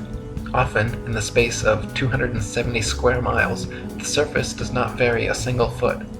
The Amazon only falls 12 feet in the last 700 miles of its course. The La Plata has only a descent of 1/33rd of an inch per mile. 154. The Felix Baumgartner Red Bull Dive outside camera shows the same amount of curvature of Earth from surface level to jump height, proving it to be a deceiving fish-eyed wide-angle lens, while the inside regular camera shows a perfectly flat horizon eye level at 128,000 feet, which is only consistent with a flat plane. 155. Some people claim to have seen the curvature of the Earth out their airplane windows. The glass used in all commercial airplanes, however, is curved to remain flush with the fuselage. This creates a slight effect mixed with the confirmation bias people mistake for being the alleged curvature of the Earth. In actuality, the fact that you see the horizon at eye level at 35,000 feet out both port and starboard windows proves the Earth is flat. If the Earth were a ball, no matter how big, the horizon would stay exactly where it was, and you would have to look down further and further to see the horizon at all. Looking straight out the window at 35,000 feet, you should see nothing but outer space from the port and starboard windows, as the Earth and horizon are supposed to be below you. If they are visible at eye level outside both windows, it's because the Earth is flat. 156. People also claim to see curvature in GoPro or other high-altitude camera footage of the horizon. While it is true that the horizon often appears convex in such footage, it just as often appears concave or flat depending on the tilt and movement of the camera. The effect is simply a distortion due to wide-angle lenses.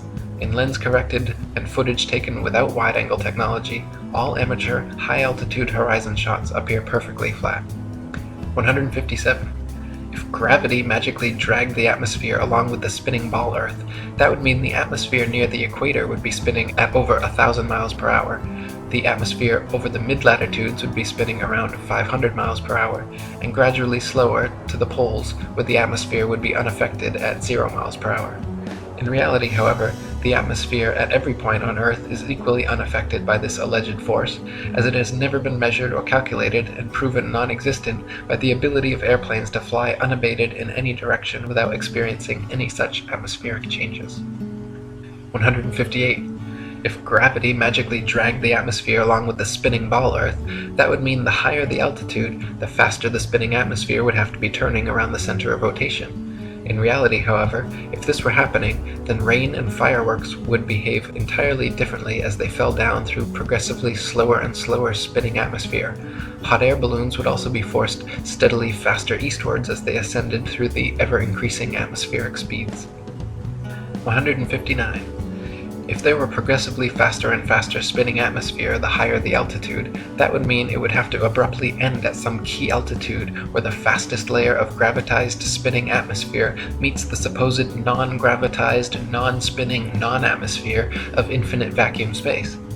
NASA has never even mentioned what altitude this impossible feat allegedly happens, but it is easily philosophically refuted by the simple fact that vacuums cannot exist connected to non-vacuums while maintaining the properties of a vacuum. Not to mention the effect such a transition would have on a rocket spaceship would be disastrous. 160. It is impossible for rockets or any type of jet propulsion engines to work in the alleged non-atmosphere of vacuum space, because without air or atmosphere to push against, there is nothing to propel the vehicle forwards. Instead, the rockets and shuttles would be sent spinning around their own axis uncontrollably in all directions like a gyroscope. It would be impossible to fly to the moon or go in any direction whatsoever, especially if gravity were real and constantly sucking you towards the closest, densest body. 161. If Earth were really a ball, there would be no reason to use rockets for flying into outer space anyway, because simply flying an airplane straight at any altitude for long enough should and would send you off into outer space. To prevent their airplanes from flying tangent to the ball Earth, pilots would have to constantly course correct downwards, or else within just a few hours, the average commercial airliner traveling 500 miles per hour would find themselves lost in outer space. The fact that this never happens, artificial horizons remain level at pilots' desired altitudes and do not require constant downward adjustments, proves the Earth is not a ball. 162. All NASA and other space agencies' rocket launches never go straight up. Every rocket forms a parabolic curve, peaks out, and inevitably starts falling back to Earth. The rockets which are declared successful are those few which don't explode or start falling too soon, but make it out of range of spectator view before crashing down into restricted waters and recovered. There is no magic altitude where rockets or anything else can simply go up, up, up, and then suddenly just start free-floating in space. This is all a science fiction illusion created by wires, green screens, dark pools, some permed hair, and zero-G planes. 163. NASA and other space agencies have been caught time and again with air bubbles forming and floating off in their official outer space footage.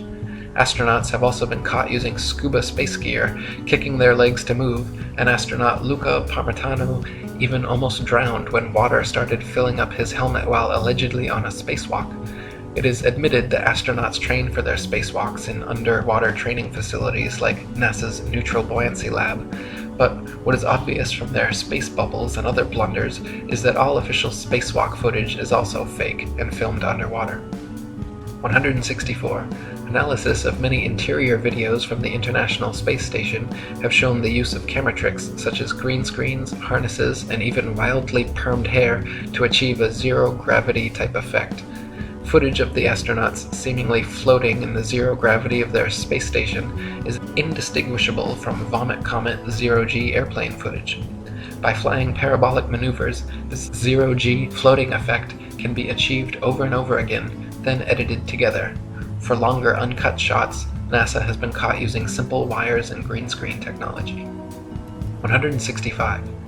NASA claims one can observe the International Space Station pass by overhead, proving its existence. Yet analysis of the ISS seen through zoom cameras proves it to be some type of hologram or drone, not a physical floating space base. As you can see in my documentary ISS Hoax, when zooming in and out, the ISS dramatically and impossibly changes shape and color, displaying a prismatic rainbow effect until coming into focus, much like an old television turning on and off. 166. The geostationary communications satellite was first created by Freemason science fiction writer Arthur C. Clarke and supposedly became science fact just a decade later. Before this, radio, television, and navigation systems like LORAN and Decca were already well established and worked fine using only ground-based technologies. Nowadays, huge fiber optic cables connect the internet across oceans, gigantic cell towers triangulate GPS signals, and ionospheric propagation allows radio waves to be bounced all without the aid of the science fiction bestseller known as satellites. 167. Satellites are allegedly floating around in the thermosphere, where temperatures are claimed to be upwards of 4,530 degrees Fahrenheit. The metals used in satellites, however, such as aluminum, gold, and titanium, have melting points of 1,221, 1,948, and 3,034 degrees respectively, all far lower than they could possibly handle. 168. So-called satellite phones have been found to have reception problems in countries like Kazakhstan with very few cell phone towers. If the Earth were a ball with 20,000 plus satellites surrounding, such blackouts should not regularly occur in any rural countryside areas. 169. So-called satellite TV dishes are almost always positioned at a 45-degree angle towards the nearest ground-based repeater tower. If TV antenna were actually picking up signals from satellites 100 plus miles away in space, most TV dishes should be pointing more or less straight up to the sky. The fact that satellite dishes are never pointing straight up, and almost always positioned at a 45-degree angle, proves they are picking up ground-based tower signals and not outer space satellites. 170.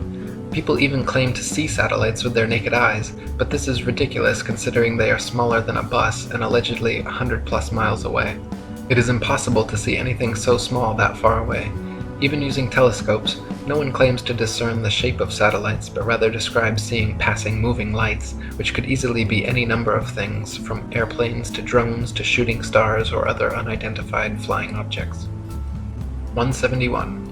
NASA claims there are upwards of 20,000 satellites floating around Earth's upper atmosphere, sending us radio, television, GPS, and taking pictures of the planet.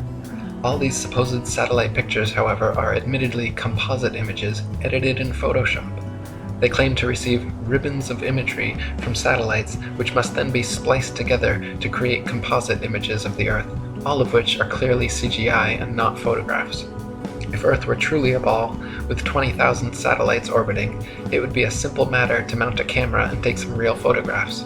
The fact that no real satellite photographs of the supposed ball Earth exist, in favor of NASA's ribbons of composite CG imagery, is further proof that we are not being told the truth.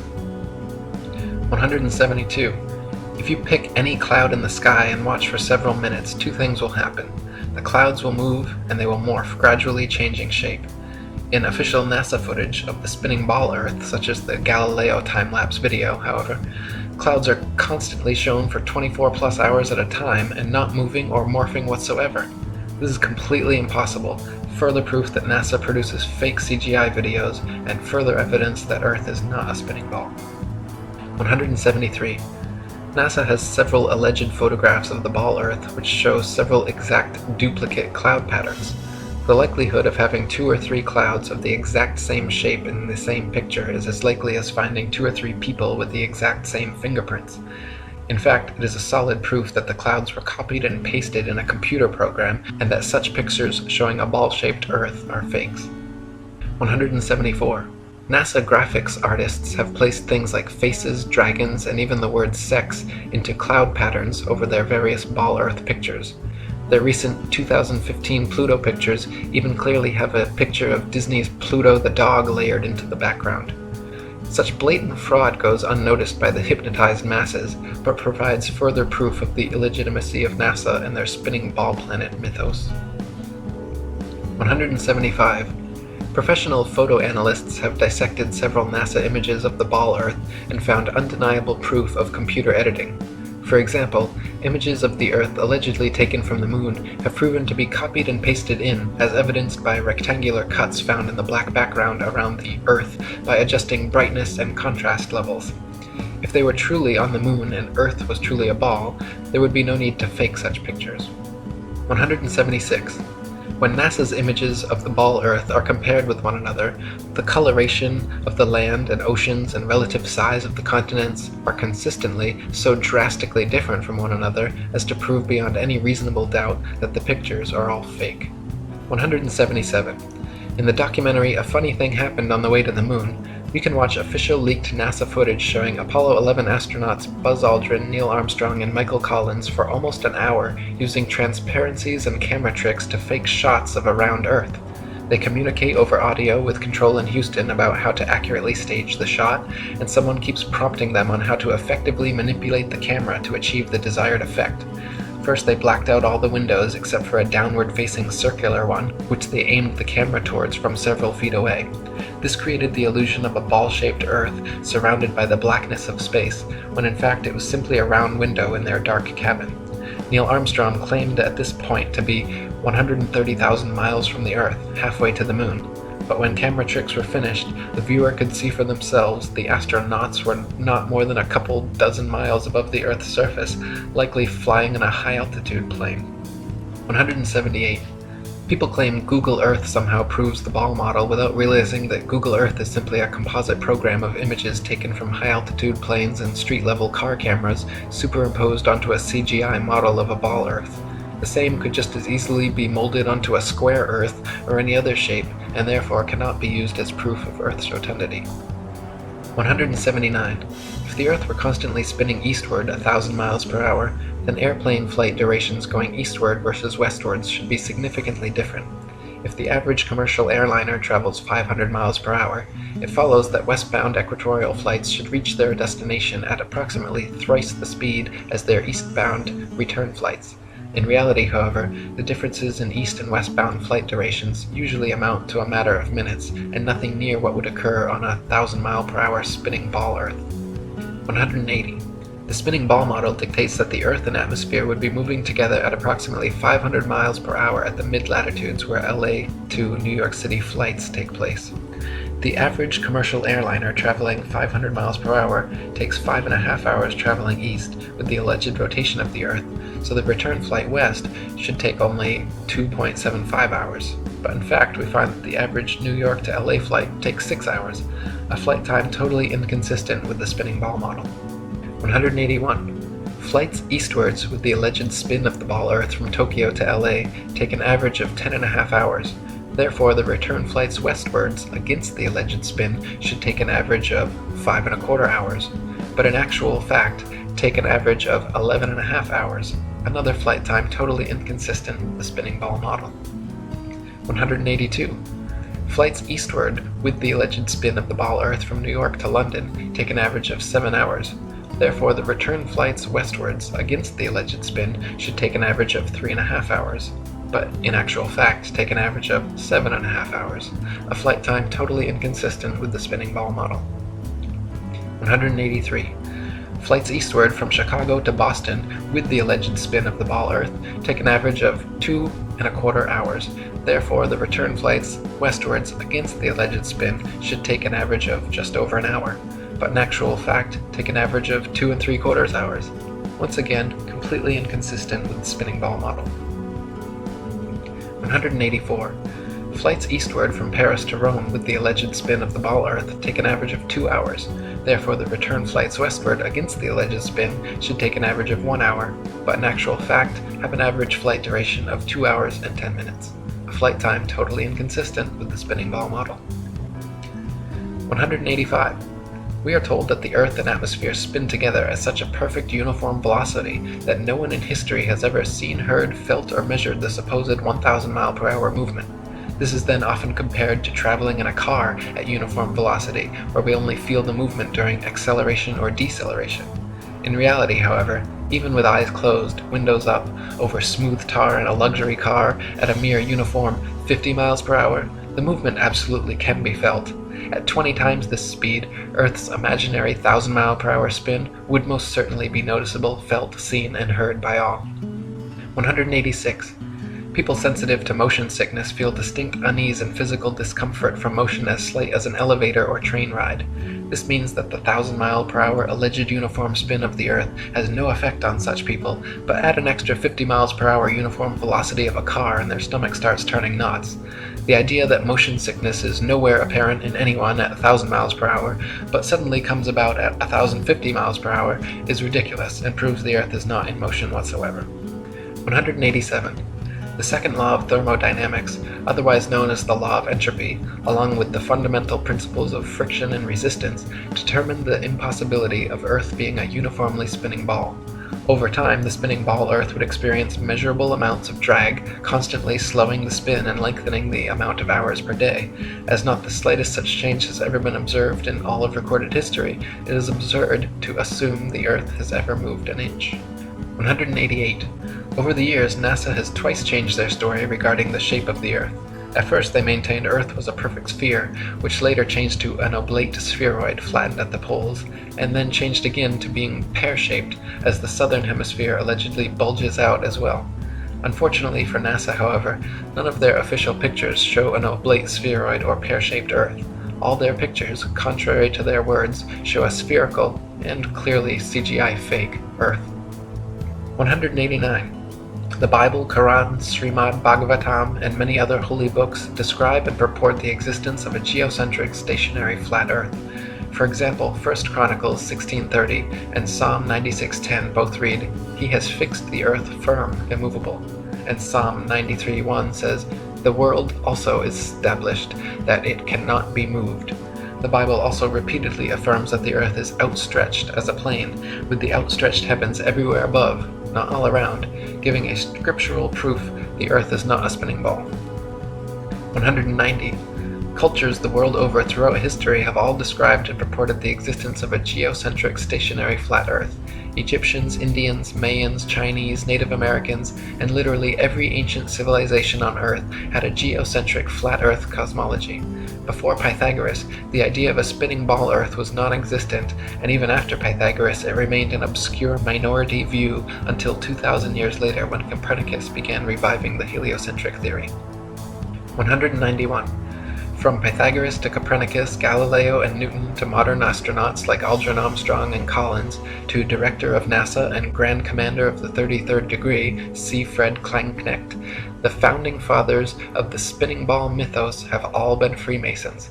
The fact that so many members of this, the largest and oldest secret society in existence, have all been co-conspirators bringing about this literal planetary revolution is beyond the possibility of coincidence and provides proof of organized collusion in creating and maintaining this multi-generational deception. 192.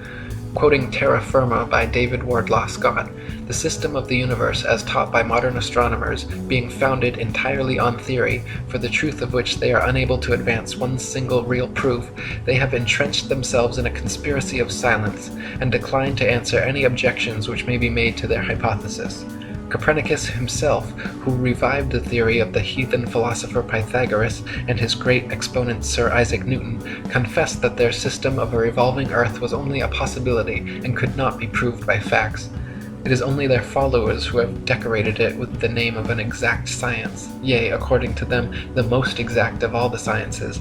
Yet one astronomer royal for England once said, speaking of the motion of the whole solar system, "The matter is left in a most delightful state of uncertainty, and I shall be very glad if anyone can help me out of it." What a very sad position for an exact science to be in is this. 193. No child or unindoctrinated man in their right mind would ever conclude or even conceive, given to their own devices, based on their own personal observations, that the earth was a spinning ball revolving around the sun. Such imaginative theories, nowhere present in anyone's daily experience, require and have required massive amounts of constant propaganda to uphold the illusion. 194. From David Wardlaw Scott. I remember being taught when a boy that the earth was a great ball revolving at a very rapid rate around the sun, and when I expressed to my teacher my fears that the waters of the oceans would tumble off, I was told that they were prevented from doing so by Newton's great law of gravitation, which kept everything in its proper place. I presume that my countenance must have shown some signs of incredulity, for my teacher immediately added, "I can show you a direct proof of this. A man can whirl around his head a pail filled with water without it being spilt, and so, in like manner, can the oceans be carried round the sun without losing a drop." As this illustration was evidently intended to settle the matter, I then said no more upon the subject. Had such been proposed to me afterwards as a man, I would have answered somewhat as follows. "Sir, I beg to say that the illustration you have given of a man whirling a pail of water around his head and the oceans revolving around the sun does not in any degree confirm your argument, because the water in the two cases is placed under entirely different circumstances, but, to be of any value, the conditions in each case must be the same, which here they are not. The pail is a hollow vessel which holds the water inside it, whereas, according to your teaching, the earth is a ball with a continuous curvature outside, which, in agreement with the laws of nature, could not retain any water. 195. Astronomers say the magical magnetism of gravity is what keeps the oceans of the world stuck to the ball Earth. They claim that because the Earth is so massive, by virtue of this mass it creates a magic force able to hold people, oceans, and atmosphere tightly clung to the underside of the spinning ball. Unfortunately, however, they cannot provide any practical example of this on a scale smaller than the planetary. A spinning wet tennis ball, for instance, has the exact opposite effect of the supposed ball Earth. Any water poured over it simply falls off the sides, and giving it a spin results in water flying off 360 degrees like a dog shaking off after a bath. Astronomers concede the wet tennis ball example displays the opposite effect of their supposed ball Earth, but claim that at some unknown mass, the magic adhesive properties of gravity suddenly kick in, allowing the spinning wet tennis ball Earth to keep every drop of gravitized water stuck to the surface. When such an unproven theory goes against all experiments, experience, and common sense, it is high time to drop the theory. 196. Quoting Marshall Hall. In short, the sun, moon, and stars are actually doing precisely what everyone throughout all of history has seen them do. We do not believe what our eyes tell us because we've been taught a counterfeit system which demands that we believe what has never been confirmed by observation or experiment. That counterfeit system demands that the Earth rotate on an axis every 24 hours at a speed of over 1,000 miles per hour at the equator. No one has ever seen or felt such movement, nor seen or felt the 67,000 mile per hour speed of Earth's alleged orbit around the Sun, or its 500,000 mile per hour alleged speed around a galaxy, or its retreat from an alleged Big Bang at over 67 million miles per hour. Remember, no experiment has ever shown the Earth to be moving. Add to that the fact that the alleged rotational speed we've all been taught as scientific fact must decrease every inch or mile one goes north or south of the equator, and it becomes readily apparent that such things as accurate aerial bombing in World War II down a chimney from 25,000 feet with a plane going any direction at high speed would have been impossible if calculated on an Earth moving below at several hundred miles per hour and constantly changing with the latitude. 197. Some people claim there is no motive for such a grand-scale deception, and that flat or ball makes no difference. By removing Earth from the motionless center of the universe, these Masons have moved us physically and metaphysically from a place of supreme importance to one of complete nihilistic indifference. If the Earth is the center of the universe, then the ideas of God, creation, and a purpose for human existence are resplendent. But if the Earth is just one of billions of planets revolving around billions of stars and billions of galaxies, then the ideas of God, creation, and a specific purpose for Earth and human existence become highly implausible. By surreptitiously indoctrinating us into their scientific materialist sun worship, not only do we lose faith in anything beyond the material, we gain absolute faith in materiality, superficiality, status, selfishness, hedonism, and consumerism. If there's no God and everyone's just an accident, then all that really matters is me, me, me. They've turned Madonna, the mother of God, into a material girl living in a material world. Their rich, powerful corporations with slick sun cult logos sell us idols to worship, slowly taking over the world while we tacitly believe their science, vote for their politicians, buy their products, listen to their music and watch their movies, sacrificing our souls at the altars of materialism. To quote Morris Klein, the heliocentric theory, by putting the sun at the center of the universe, made man appear to be just one of a possible host of wanderers drifting through a cold sky. It seemed less likely that he was born to live gloriously and to attain paradise upon his death. Less likely, too, was it that he was the object of God's ministrations. 198. Some say that the idea of an intergenerational worldwide conspiracy to delude the masses sounds implausible or unrealistic. But these people need only familiarize themselves with the works and writings of Freemasons themselves. For example, John Robeson, who exposed this in his 1798 book, Proofs of a Conspiracy Against All the Religions and Governments of Europe, carried out in the secret meetings of the Freemasons, Illuminati, and reading societies. Supreme Commander of the 33rd Degree Albert Pike was quite forthcoming in several letters regarding the Masons' ultimate goal of world domination, and the Zionist Protocols of the Learned Elders of Zion, the exact plan by which this would be and has been carried out, is completely disclosed. 199. From Foundations of Many Generations by E. Eschini. The only thing the fable of the revolving earth has done, it has shown the terrible power of a lie. A lie has the power to make a man a mental slave so that he dares not back the evidence of his own senses, to deny the plain and obvious movement of the sun he sees before him. When he feels himself standing on an earth utterly devoid of motion, at the suggestion of someone else, he's prepared to accept that he's spinning furiously around. When he sees a bird flying and gaining over the ground, he's prepared to believe that the ground is really traveling a great number of times faster than the bird. Finally, in order to uphold the imagination of a madman, he is prepared to accuse his maker of forming for him a sensiferous lie. 200. Finally, from Dr. Robotham. Thus we see that this Newtonian philosophy is devoid of consistency. Its details are the result of an entire violation of the laws of legitimate reasoning, and all its premises are assumed. It is, in fact, nothing more than an assumption upon assumption, and the conclusions derived therefrom willfully considered as things proved, and to be employed as truths to substantiate the first and fundamental assumptions.